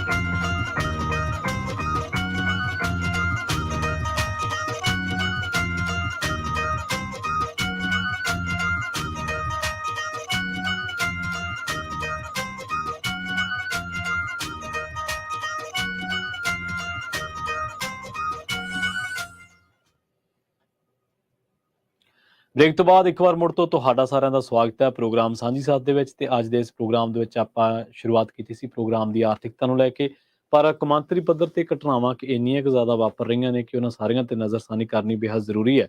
ਨਾਲ ਜੁੜਦੇ ਹਾਂ ਰਾਜਕਰਮਬੀਰ ਸਿੰਘ ਜੀ ਨੂੰ ਤੇ ਉਸ ਤੋਂ ਬਾਅਦ ਕਰਦੇ ਚਰਚਾ। ਬ੍ਰੇਕ ਤੋਂ ਬਾਅਦ ਇੱਕ ਵਾਰ ਮੁੜ ਤੋਂ ਤੁਹਾਡਾ ਵੀ ਸਵਾਗਤ ਹੈ ਜੀ। ਸਤਿ ਸ਼੍ਰੀ ਅਕਾਲ। ਧੰਨਵਾਦ ਪ੍ਰਵੀਨ ਜੀ। ਤੇ ਜੋ ਬੈਠੇ ਸਾਡੇ ਨਾਲ ਸਾਰੇ ਹੀ ਸਰੋਤੇ ਦਰਸ਼ਕਾਂ ਨੂੰ ਵੀ ਪਿਆਰ ਭਰੀ ਸਤਿ ਸ਼੍ਰੀ ਅਕਾਲ ਜੀ। ਸਤਿ ਸ਼੍ਰੀ ਅਕਾਲ। ਸੋ ਅਖੀਰਲੇ ਜਿਹੜੇ 10 ਮਿੰਟਾਂ ਜਿਹੜੀ ਆਪਾਂ ਗੱਲ ਕਰੀਏ ਪ੍ਰਵੀਨ, ਜਿਹੜਾ ਰੀਪਰ ਡਰੋਨ ਆ ਹਾਂਜੀ ਰੂਸ ਦੇ ਜਿਹੜੇ SU I think 17 ਜਿਹੜੇ ਜਹਾਜ਼ ਸੀਗੇ ਉਹਨਾਂ ਦੇ ਨਾਲ ਜਿਹੜੀ ਇਹਦੇ ਭਿੜਤ ਹੋਈ ਆ ਤੇ ਉਹ ਡਿੱਗ ਗਿਆ ਬਲੈਕ ਸੀ ਜਿਹੜਾ ਹੈਗਾ ਆ ਉਸ ਦੇ ਉੱਤੇ। ਤੇ ਹੁਣ ਲੇਟੈਸਟ ਨਿਊਜ਼ NBC ਵਾਲੇ ਇਹ ਰਿਪੋਰਟ ਕਰ ਰਹੇ ਆ ਵੀ ਰਸ਼ੀਅਨ ਲੀਡਰਸ਼ਿਪ ਨੇ ਇਹ ਅਪਰੂਵ ਕੀਤਾ ਸੀ ਅਗਰੈਸ਼ਨ ਐਕਸ਼ਨ ਦੀ। ਜਿਹੜੇ ਲੜਾਕੂ ਜਹਾਜ਼ਾਂ ਦੇ ਨਾਲ ਅਮਰੀਕੀ ਡਰੋਨ ਦੇ ਨਜ਼ਦੀਕ ਜਾਣਾ, ਉਹਦੇ ਉੱਤੇ ਤੇਲ ਡੰਪ ਕਰਨਾ ਤੇ ਇਵੈਂਚੁਅਲੀ ਜਿਹੜਾ ਉਹਦਾ ਪ੍ਰੋਪੈਲਰ ਆ ਉਹ ਉਹਨਾਂ ਦੇ ਵੱਜਾ ਤੇ ਜਿਹਦੇ ਕਰਕੇ ਜਿਹੜਾ ਡਰੋਨ $30 ਮਿਲੀਅਨ ਦੀ ਲਾਗਤ ਵਾਲਾ ਜਿਹੜਾ ਡਰੋਨ ਆ ਉਹ ਪਾਣੀ ਦੇ ਵਿੱਚ ਜਿਹੜਾ ਉਹ ਸਮੁੰਦਰ ਦੇ ਵਿੱਚ ਇਸ ਟਾਈਮ ਉਹ ਡਿੱਗ ਗਿਆ ਆ। 3 US ਅਫੀਸ਼ੀਅਲਸ ਇਸ ਇੰਟੈਲੀਜੈਂਸ ਦੇ ਨਾਲ ਜਿਹੜੇ ਜੁੜੇ ਆ ਉਹਨਾਂ ਨੇ ਇਹ ਜਿਹੜਾ ਉਹ ਕਿਹਾ ਵੀ ਕ੍ਰੈਮਲਿਨ ਦੇ ਹਾਈਐਸਟ ਲੈਵਲ ਤੱਕ ਇਹ ਅਪਰੂਵਲ ਅਗਰੈਸ਼ਨ ਦਾ ਜਿਹੜਾ ਮਿਲਿਆ ਆ, ਪਰ ਇਸ ਗੱਲ ਤੋਂ ਉਹ ਕਨਫਰਮ ਨਹੀਂ ਕਰਦੇ। ਉਸ ਚੀਜ਼ ਤੋਂ ਥੱਲੇ ਆ ਵੀ ਕਹਿੰਦੇ ਇਹ ਕਨਫਰਮ ਨਹੀਂ ਕੀਤਾ ਜਾ ਸਕਦਾ ਵੀ ਪੁਤਿਨ ਤੱਕ ਇਹ ਗੱਲ ਗਈ ਸੀ ਜਾਂ ਨਹੀਂ, ਮੇਬੀ ਉਸ ਤੋਂ ਹੇਠਲੇ ਪੱਧਰ ਤੱਕ ਜਿਹੜੀ ਉਹ ਰਹੀ ਆ, ਪਰ ਫਿਰ ਵੀ ਹਾਈ ਰੈਂਕਿੰਗ ਅਫੀਸ਼ੀਅਲਸ ਦੇ ਦੁਆਰਾ ਇਸ ਨੂੰ ਹਰੀ ਝੰਡੀ ਜਿਹੜੀ ਆ ਉਹ ਦਿੱਤੀ ਗਈ ਹੋ ਸਕਦੀ ਆ। ਤੇ ਇਹ ਐਕਟ ਆਫ ਅਗਰੈਸ਼ਨ ਦੇ ਵਜੋਂ ਜੇ ਇਹ ਦੇਖਿਆ ਜਾਂਦਾ ਆ ਤਾਂ ਕੀ ਅਮਰੀਕਾ ਤੋਪਾਂ ਵੀੜੂਗਾ? ਬਿਲਕੁਲ। ਕੀ ਇੱਥੇ ਹੁਣ ਅੱਗੇ ਕੀ ਹੋਣ ਵਾਲਾ ਆ? ਯੂਕਰੇਨ ਨੂੰ ਇਸ ਤਰੀਕੇ ਦੇ ਨਾਲ ਜਿਹੜੀ ਮਦਦ ਆ ਆਲਰੇਡੀ ਘੱਲੀ ਜਾ ਰਹੀ ਆ। Millions of dollar, billions of dollar ਹੁਣ ਤੱਕ ਜਾ ਚੁੱਕੇ ਆ ਵੈਪਨਸ ਦੇ ਜ਼ਰੀਏ ਜਿਹੜੇ ਉਹ ਗਏ ਆ। ਵੀ ਕੀ ਹੁਣ ਕਿਤੇ ਆਪਣੇ ਵੈਪਨ ਲੈ ਕੇ ਨਹੀਂ ਉੱਥੇ ਪਹੁੰਚਣ ਲੱਗੇ? US ਨੇਵੀ ਦੇ ਜਿਹੜੇ ਲੜਾਕੂ ਕੁਝ ਬੀੜੇ ਆ, ਕੁਝ ਜਹਾਜ਼ ਆ, ਉਹ ਇਸ ਰੀਪਰ ਡਰੋਨ ਨੂੰ ਕੱਢਣ ਦੇ ਲਈ ਉਹਨਾਂ ਨੇ ਤੁਰੰਤ ਦੇਣੀ ਉਧਰ ਨੂੰ ਰਵਾਨਗੀ ਜਿਹੜੀ ਉਹ ਕਰ ਦਿੱਤੀ ਸੀਗੀ ਬਲੈਕ ਸੀ ਦੇ ਵਿੱਚ, ਜਿੱਥੇ ਕਿ ਰੂਸੀ ਜਿਹੜੇ ਉਹ ਕਹਿ ਰਹੇ ਸੀਗੇ ਵੀ ਅਸੀਂ ਇਸ ਨੂੰ ਵੀ ਕੱਢਣ ਦੀ ਕੋਸ਼ਿਸ਼ ਕਰ ਰਹੇ ਹਾਂ। ਤੇ ਅਮਰੀਕਾ ਨੇ ਇਹ ਚੇਤਾਵਨੀ ਦਿੱਤੀ ਸੀ ਵੀ ਇਹ ਸਾਡਾ ਸਮਾਨ ਆ ਤੇ ਅਸੀਂ ਹੀ ਲੈ ਕੇ ਜਾਣਾ ਆ। ਤੇ ਇਹਦੇ ਕਰਕੇ ਇੱਕ ਵਾਰੀ ਫੇਰ ਉੱਥੇ ਤਣਾਅ ਵਾਲਾ ਮਾਹੌਲ ਬਣਿਆ ਹੋਇਆ ਆ। ਅਮਰੀਕਾ ਤੇ ਰੂਸ ਅਮਰੀਕ ਸਿੰਘ ਨਹੀਂ, ਅਮਰੀਕਾ ਤੇ ਜਿਹੜਾ ਉਹ ਰੂਸ ਆ, ਇਹਨਾਂ ਦੇ ਦਰਮਿਆਨ ਜਿਹੜੇ ਇਸ ਟਾਈਮ ਰਿਸ਼ਤੇ ਜਿਹੜੇ ਆ ਉਹ ਕਾਫੀ ਤਣਾਅਪੂਰਨ ਜਿਹੜੇ ਉਹ ਬਣੇ ਆ। ਇਹ ਕਿੱਧਰ ਵੱਲ ਨੂੰ ਧੱਕਿਆ ਜਾਊਗਾ, ਕੀ ਜਿਹੜਾ ਇਹ ਹੋਣ ਜਾ ਰਿਹਾ ਹੈ, ਇਹ ਇਸ ਟਾਈਮ ਸੋਚਣ ਵਾਲੀ ਗੱਲ। ਹਾਲੇ ਤੱਕ ਇਹਨਾਂ ਨੇ ਜਨਰਲ ਰਾਈਟਰ ਨੇ ਜਿਹੜੇ ਉਹਨਾਂ ਨੇ ਇਹ ਨਹੀਂ ਦੱਸਿਆ ਕਿ ਜਿਹੜਾ ਡਰੋਨ ਆ ਇਹ ਰੂਸੀ ਜਿਹੜੀ ਸੈਨਾ ਆਰਮੀ ਉਹਨਾਂ ਨੂੰ ਲੱਭ ਗਿਆ ਜਾਂ ਨਹੀਂ ਲੱਭਿਆ। ਨਹੀਂ, ਅਜੇ ਕੋਈ ਨਹੀਂ, ਅਜੇ ਕਲੇਮ ਨਹੀਂ ਕੋਈ ਵੀ ਕਰ ਰਿਹਾ। ਤੇ ਇਹਦਾ ਹੋਇਆ ਕਿ ਉਸ ਤੋਂ ਬਾਅਦ ਕੀ ਵਾਪਰਿਆ? ਡਿੱਗਣ ਤੋਂ ਬਾਅਦ ਕਾਲੇ ਸਾਗਰ ਦੇ ਵਿੱਚ ਹੁਣ ਲਗਾਤਾਰ ਦਬਾਅ ਅਮਰੀਕਾ 5000 ਫੁੱਟ ਡੂੰਘਾ ਸਾਗਰ ਆ ਉਹ ਜਿਹੜਾ ਬਲੈਕ ਸੀ ਜਿੱਥੇ ਇਹ ਡਰੋਨ ਡਿੱਗਾ ਆ, ਜਿਹੜੇ ਥਾਂ ਦੇ ਉੱਤੇ ਜਿਹੜਾ ਉਹ ਡਿੱਗਾ ਆ। ਸੋ ਅਮਰੀਕੀ ਜਿਹੜੇ ਆ ਉਹ ਕਹਿੰਦੇ ਵੀ ਉਹ ਕਰ ਰਹੇ ਆ। ਤੇ ਇਹ ਜਿਹੜਾ ਇੱਧਰੋਂ ਸਾਡੇ ਡਿਫੈਂਸ ਵਾਲੇ ਆ ਉਹਨਾਂ ਨੇ ਅਧਿਕਾਰੀਆਂ ਨੇ ਇਹ ਬਾਰ-ਬਾਰ ਕਿਹਾ ਆ ਵੀ ਭਾਈ ਅਸੀਂ ਜਿਹੜਾ ਉਹਦਾ ਸੌਫਟਵੇਅਰ ਸੀ ਉਸ ਨੂੰ ਤੁਰੰਤ ਦੇਣੀ ਡਿਸੇਬਲ ਜਿਹੜਾ ਆ ਉਹ ਕਰ ਦਿੱਤਾ ਸੀਗਾ, ਤਾਂ ਜੋ ਜੇ ਕਹਿੰਦੇ ਵੀ ਉਹਨਾਂ ਦੇ ਹੱਥ ਵੀ ਆ ਜਾਵੇ ਤਾਂ ਉਹਨਾਂ ਦੇ ਕਿਸੇ ਕੰਮ ਦਾ ਨਾ ਹੋਵੇ। ਅਸਲ ਦੇ ਵਿੱਚ ਇਹ ਵੀ ਚਰਚਾ ਚੱਲ ਰਹੀ ਹੈ ਇਸ ਵੇਲੇ ਜਿਹੜੇ ਬੰਦੇ ਇਹਨਾਂ ਕੌਮਾਂਤਰੀ ਮਸਲਿਆਂ ਦੇ ਨਾਲ ਜੁੜੇ ਨੇ, ਉਹ ਕਹਿੰਦੇ ਕਿ ਜੋ ਬਾਈਡਨ ਨੇ ਹਾਲ ਹੀ ਦੇ ਵਿੱਚ ਇਹ ਗੱਲ ਕਹੀ ਸੀ ਕਿ ਜਿੰਨਾ ਚਿਰ ਜੰਗ ਚੱਲੂਗੀ ਰੂਸ ਯੂਕਰੇਨ ਦੀ, ਅਸੀਂ ਉਹਨਾਂ ਦੇ ਨਾਲ ਖੜੇ ਹਾਂ। ਤੇ ਨਾਲ ਉੱਥੇ ਜਾ ਕੇ ਇਹ ਗੱਲ ਕਹੀ ਸੀ। ਦੂਜੀ ਗੱਲ ਇਹ ਹੈ ਕਿ ਪੱਛਮੀ ਦੇਸ਼ ਜਿੰਨੇ ਵੀ ਵੈਸਟਰਨ ਮੁਲਕ ਨੇ ਜਿਨ੍ਹਾਂ ਦਾ ਇੰਟਰਸਟ ਹੈ ਰੂਸ ਯੂਕਰੇਨ, ਉਹ ਕਹਿੰਦੇ ਕਿ ਜਿਹੜੀਆਂ ਰੂਸ ਦੀਆਂ ਇੰਟੈਲੀਜੈਂਸ ਇਨਫੋਰਮੇਸ਼ਨ ਹੈ ਜਾਂ ਹੋਰ ਵੀ, ਉਹ ਵੀ ਯੂਕਰੇਨ ਨੂੰ ਦੇਣ ਦਾ ਕੰਮ ਉਹ ਕਰ ਰਹੇ ਆ। ਜਿੰਨੀਆਂ ਵੀ ਉਹਨਾਂ ਦੇ ਉੱਥੇ ਜੋ ਚੱਲ ਰਿਹਾ ਸਾਰੀ ਇੰਟੈਲੀਜੈਂਸ ਯੂਕਰੇਨ ਨੂੰ ਦੇ ਰਹੇ ਆ। ਉਹ ਤੇ ਰੂਸ ਕਾਫੀ ਔਖਾ ਹੋਇਆ ਪਿਆ। ਸੋ ਹੁਣ ਮੇਰੇ ਖਿਆਲ ਹੈ ਕਿ ਚੀਜ਼ਾਂ ਬਾਈਪਾਸ ਹੋਣੀਆਂ ਸ਼ੁਰੂ ਹੋ ਗਈਆਂ ਨੇ, ਜਿਹੜੀਆਂ ਪਹਿਲਾਂ ਇਨਡਾਇਰੈਕਟਲੀ ਚੱਲ ਰਹੀਆਂ ਸੀ ਸ਼ਾਇਦ ਕਿਤੇ ਪ੍ਰਤੱਖ ਚੱਲਣੀਆਂ ਸ਼ੁਰੂ ਹੋ ਗਈਆਂ। ਸਾਲ ਹੋ ਗਿਆ ਦੇਖੋ ਰੂਸ ਨੇ ਜਿਹੜਾ ਹਮਲਾ ਕੀਤਿਆਂ ਨੂੰ, ਤੇ ਹੁਣ ਉਸ ਤੋਂ ਬਾਅਦ ਦੇ ਵਿੱਚ ਆ ਜਿਹੜੀ ਘਟਨਾ ਵਾਪਰੀ ਆ। ਹੁਣ ਕਿਹਾ ਤੇ ਇਹ ਵੀ ਜਾ ਰਿਹਾ ਆ ਵੀ ਅਮਰੀਕਾ ਸਿੱਧਾ ਜੰਗ ਵਿੱਚ ਉਤਰਨ ਦੀ ਤਿਆਰੀ ਆ, ਵੀ ਇਹ ਇੱਕ ਜਿਹੜਾ ਐਕਟ ਆਫ ਅਗਰੈਸ਼ਨ ਜਿਹੜਾ ਉਧਰੋਂ ਹੋਇਆ ਆ, ਜਾਂ ਤੇ ਰੂਸ ਜਿਹੜਾ ਜਾਣਬੁੱਝ ਕੇ ਕਹਿ ਲਓ ਵੀ ਇਹਨਾਂ ਨੂੰ ਉਤਾਵਲੇ ਕਰ ਰਿਹਾ ਆ ਵੀ ਆਓ ਸਾਹਮਣੇ ਦੇਖੀਏ। ਯੂਕਰੇਨ ਨਾਲ ਤਾਂ ਸਿੱਧਾ ਸਾਹਮਣਾ ਨਹੀਂ ਹੋ ਪਾ ਰਿਹਾ ਰੂਸ ਦਾ, ਉੱਥੇ ਦੇਖ ਰਹੇ ਆ ਵੀ ਉਦਾਂ ਦੇ ਹੁਣ ਜੇ ਮਿਲਟਰੀ ਵਾਈਜ਼ ਦੇਖਿਆ ਜਾਵੇ ਤਾਂ ਰੂਸ ਤਾਂ ਉਹਦੇ ਨਾਲੋਂ ਕਈ ਗੁਣਾ ਵਿਕਸਿਤ ਆ, ਕਈ ਵੱਡਾ ਵੀ ਆ, ਵਿਕਸਿਤ ਵੀ ਆ, ਉਹਨਾਂ ਦੇ ਹਥਿਆਰ ਵੀ ਉਸ ਤੋਂ ਬਹੁਤ ਤਗੜੇ ਆ, ਪਰ ਫਿਰ ਵੀ ਉਸ ਦੇ ਬਾਵਜੂਦ ਸਾਲ ਹੋ ਗਿਆ ਯੂਕਰੇਨ ਵਾਲੇ ਉਹਨਾਂ ਦੇ ਮੋਹਰੇ ਸਿੰਘ ਡਾਈ ਬੈਠੇ ਆ, ਉਹ ਉਹਦੇ ਨਾਲ ਲੱਗੇ ਹੀ ਹੋਏ ਆ, ਉਹਨਾਂ ਨੂੰ ਚਲੋ ਨੋ ਡਾਊਟ ਉਹਨਾਂ ਨੂੰ ਮਿਲ ਰਹੇ ਆ। ਹੁਣ ਇੱਥੋਂ ਜਿਹੜੇ ਟੈਂਕ ਜਾਣੇ ਆ ਅਮਰੀਕਾ ਤੋਂ ਜਾ ਰਹੇ ਆ, ਕੈਨੇਡਾ ਤੋਂ ਜਾ ਰਹੇ ਆ, ਜਰਮਨੀ ਤੋਂ ਜਿਹੜੇ ਉਹ ਜਾ ਰਹੇ ਆ ਇਸ ਚੀਜ਼ ਨੂੰ ਜਿਹੜਾ ਉਹ ਦੇਖਣ ਦੇ ਲਈ। ਸੋ ਰਸ਼ੀਅਨ ਅਮਰੀਕਨ ਨੇਵੀ ਉਹਦੇ ਲਾਗੇ ਜਿਹੜੇ ਆ ਇਸ ਦੇ ਬਹਾਨੇ ਹੁਣ ਪਹੁੰਚ ਚੁੱਕੀ ਆ। ਜੇ ਰੱਬ ਨਾ ਕਰੇ ਵੀ ਕੋਈ ਹੋਰ ਏਦਾਂ ਦੀ ਉੱਕੀ ਨਿੱਕੀ ਹੁੰਦੀ ਆ ਤੇ 19-21 ਹੁੰਦੀ ਆ ਤਾਂ ਫਿਰ ਉੱਥੇ ਹੁਣ ਦੇਖਣਾ ਹੋਊਗਾ ਵੀ ਉੱਥੋਂ ਦੇ ਜਿਹੜੇ ਜਨਰਲ ਆ ਜਾਂ ਐਡਮਿਰਲ ਆ ਉਹ ਕਿੱਦਾਂ ਦਾ ਉੱਥੇ ਰਵੱਈਆ ਜਿਹੜਾ ਉਹ ਉੱਥੇ ਵਿੱਚ ਉਹ ਰੱਖਣਗੇ, ਕਿੱਦਾਂ ਰਿਐਕਟ ਇਸ ਨੂੰ ਜਿਹੜਾ ਉਹ ਕਰਨਗੇ। ਪਰ ਇਹ ਬਹੁਤ ਸੀਰੀਅਸ ਮਾਮਲਾ ਅਮਰੀਕਾ ਦੇ ਲਈ ਜਿਹੜਾ ਇਸ ਟਾਈਮ ਬਣਿਆ ਆ। ਡਿਫੈਂਸ ਸਕੱਤਰ ਜਿਹੜੇ ਲੋਇਡ ਆਸਟਿਨ ਤੋਂ ਲੈ ਕੇ ਨੈਸ਼ਨਲ ਸਿਕਿਉਰਿਟੀ ਏਜੰਸੀ ਵਾਲੇ ਜਿਹੜੇ ਹੋ ਗਏ, ਉਹ ਹੋ ਗਏ ਐਡਵਾਈਜ਼ਰ ਜਿਹੜੇ ਹੋ ਗਏ, ਸਾਰੇ ਹੀ ਜਾਣੇ ਜਿਹੜੇ ਆ ਇਸ ਨੂੰ ਬਹੁਤ ਹੀ ਧਿਆਨ ਦੇ ਨਾਲ ਇਨਕਲੂਡਿੰਗ ਜਿਹੜੇ ਪ੍ਰੈਜ਼ੀਡੈਂਟ ਬਾਈਡਨ ਆ ਉਹਨਾਂ ਨੂੰ ਦੇਖ ਰਹੇ ਆ। ਪਰ ਉਧਰ ਦੂਜੇ ਪਾਸੇ ਇਸ ਟਾਈਮ ਜਿਹੜੇ ਸੰਭਾਵੀ ਰੂਪ ਦੇ ਵਿੱਚ ਪ੍ਰੈਜ਼ੀਡੈਂਸ਼ੀਅਲ ਕੈਂਡੀਡੇਟ ਹੋ ਸਕਦੇ ਆ, ਫਲੋਰੀਡਾ ਦੇ ਮੌਜੂਦਾ ਗਵਰਨਰ, ਉਹਨਾਂ ਨੇ ਇਦਾਂ ਦਾ ਬਿਆਨ ਦੇ ਦਿੱਤਾ ਵੀ ਕਹਿੰਦੇ ਵੀ ਰੂਸ ਯੂਕਰੇਨ ਦੇ ਨਾਲ ਕੀ ਕਰ ਰਿਹਾ ਉਹਦੇ ਵਿੱਚ ਅਮਰੀਕਾ ਦਾ ਕੋਈ ਇੰਟਰਸਟ ਨਹੀਂ ਆ। ਤੇ ਉਹ ਕਹਿੰਦੇ ਵੀ ਇਹ ਟੈਰੀਟੋਰੀਅਲ ਡਿਸਪਿਊਟ ਉਹਨਾਂ ਦਾ ਜਿਹੜਾ ਉਹ ਮਾੜਾ ਮੋਟਾ ਇਹ ਹੋ ਸਕਦਾ ਆ। ਹੁਣ ਸਾਲ ਹੋ ਗਿਆ ਵੀ ਏਡੀ ਕਿਹੜੀ ਟੈਰੀਟੋਰੀਅਲ ਡਿਸਪਿਊਟ ਆ, ਦੇ ਸਟਾਂਸ ਤੋਂ ਬਿਲਕੁਲ ਉਲਟ ਲੱਗ ਰਿਹਾ। ਉਹਨਾਂ ਦੀ ਆਪਣੀ ਪਾਰਟੀ ਦੇ ਕਈ ਬੰਦਿਆਂ ਨੇ ਉਹਨਾਂ ਨੂੰ ਥੋੜਾ ਕਿਹਾ ਆ, ਉਹਨਾਂ ਨੇ ਨਾ ਖੁਸ਼ੀ ਇੱਕ ਹਿਸਾਬ ਦੇ ਨਾਲ ਜ਼ਾਹਰ ਕੀਤੀ ਉਹਨਾਂ ਦੇ। ਪਰ ਇਹ ਆ ਵੀ ਇਦਾਂ ਦੇ ਖਿਆਲ ਰੱਖਣ ਵਾਲੇ ਹੁਣ ਕਾਫੀ ਨੇ ਜਿਹੜੇ ਉਹ ਕਹਿ ਰਹੇ ਆ ਵੀ ਯੂਕਰੇਨ ਦੇ ਵਿੱਚ ਆਪਾਂ ਹਮਾਇਤ ਇਹਨਾਂ ਖਿਆਲਾਂ ਨੂੰ ਹੈਗੀ ਆ, ਜਿਹੜੇ ਕਹਿੰਦੇ ਵੀ ਅਮਰੀਕਾ ਨੂੰ ਯੂਕਰੇਨ ਦੇ ਵਿੱਚ ਕੋਈ ਦਖਲ ਜਿਹੜਾ ਉਹ ਨਹੀਂ ਦੇਣਾ ਚਾਹੀਦਾ। ਮਨੀ ਜਿਹੜੀ ਆ ਉਹ ਵੈਪਨਸ ਦੇ ਜ਼ਰੀਏ ਜਾਂ ਜਿੱਦਾਂ ਵੀ ਆ ਉਹਨਾਂ ਨੂੰ ਨਹੀਂ ਜਿਹੜੀ ਉਹ ਘੱਲਣੀ ਚਾਹੀਦੀ।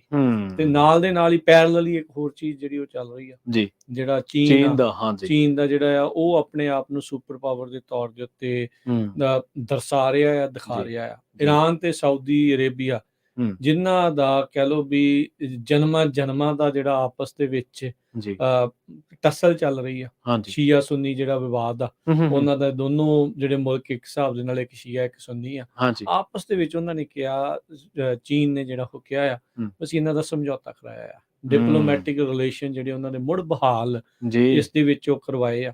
ਦੋਨੋਂ ਹੀ ਤੇਲ ਦੇ ਬਹੁਤ ਵੱਡੇ ਜਿਹੜੇ ਐਕਸਪੋਰਟਰ ਨੇ, ਸਾਊਦੀ ਅਰੇਬੀਆ ਤੇ ਇਰਾਨ ਜਿਹੜਾ ਚੀਨ ਉਹਨਾਂ ਦੇ ਨਾਲ ਬਹੁਤ ਐਕਸਪੋਰਟ ਇੰਪੋਰਟ ਜਿਹੜਾ ਇਸ ਟਾਈਮ ਕਰ ਰਿਹਾ ਆ।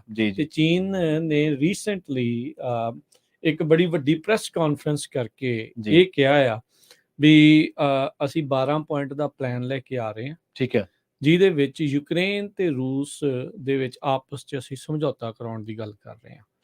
ਜਿਹੜਾ ਸ਼ੀ ਜਿਨਪਿੰਗ ਆ ਉਸਨੇ ਜਾ ਕੇ ਵਲਾਦੀਮੀਰ ਪੁਤਿਨ ਨੂੰ ਮਿਲਣਾ ਹੈ, ਜਿੱਥੇ ਉਸਨੇ ਇਹ ਇਸ਼ਾਰਾ ਕੀਤਾ ਵੀ ਹੋ ਸਕਦਾ ਵੀ ਯੂਕਰੇਨ ਵਾਲੇ ਦੇ ਨਾਲ ਵੀ ਉਹ ਗੱਲ ਕਰ ਲਵੇ। ਸੋ ਇਹ ਹੁਣ ਦੇਖਣਾ ਪੈਣਾ ਆ ਵੀ ਚੀਨ ਕਿਸ ਤਰੀਕੇ ਦੇ ਨਾਲ ਅੱਗੇ। ਹੁਣ ਦੇਖੋ ਆਰਥਿਕ ਤੌਰ ਦੇ ਉੱਤੇ ਸਟਰਗਲ ਕਰ ਰਿਹਾ, ਉਹਨਾਂ ਦੇ ਜਿਹੜੇ ਡਿਪਾਰਟਮੈਂਟਸ ਆ ਸਟੈਟਿਸਟਿਕਸ ਵਾਲੇ ਨੰਬਰ ਜਿਹੜੇ ਦੱਸਦੇ ਆ, ਉਹਨਾਂ ਨੇ ਇਹ ਕਹਿਤਾ, ਐਲਾਨ ਕਰਤਾ ਵੀ ਅਸੀਂ ਜੀ ਆਉਣ ਵਾਲੇ ਕਈ ਸਾਲਾਂ ਤੱਕ ਇਹ ਨੰਬਰ ਹੁਣ ਦੱਸਣੇ ਨਹੀਂ।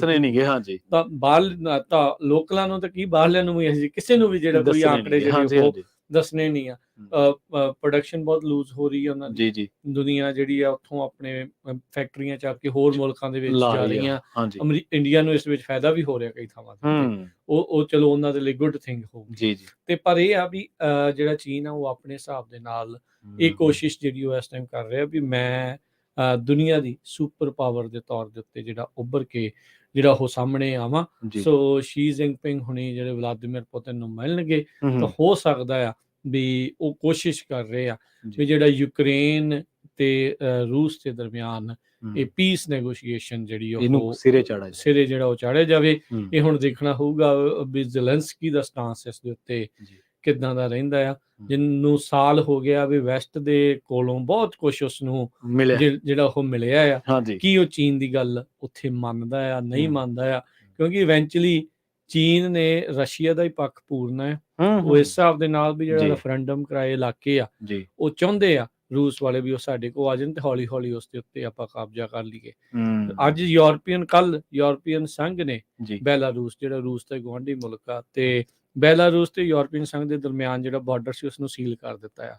ਆਵਾਜਾਈ ਜਿਹੜੀ ਉਹਨਾਂ ਨੇ ਠੱਪ ਕਰ ਦਿੱਤੀ, ਕਿਉਂਕਿ ਬੈਲਾਰੂਸ ਇੱਕ ਹਿਸਾਬ ਦੇ ਨਾਲ ਐਜ਼ ਅ ਪ੍ਰੋਕਸੀ ਰੂਸ ਦੇ ਕੰਮ ਦੇ ਤੌਰ ਤੇ ਹੀ ਜਿਹੜਾ ਉਹ ਕਰ ਰਿਹਾ ਹੈਗਾ ਆ।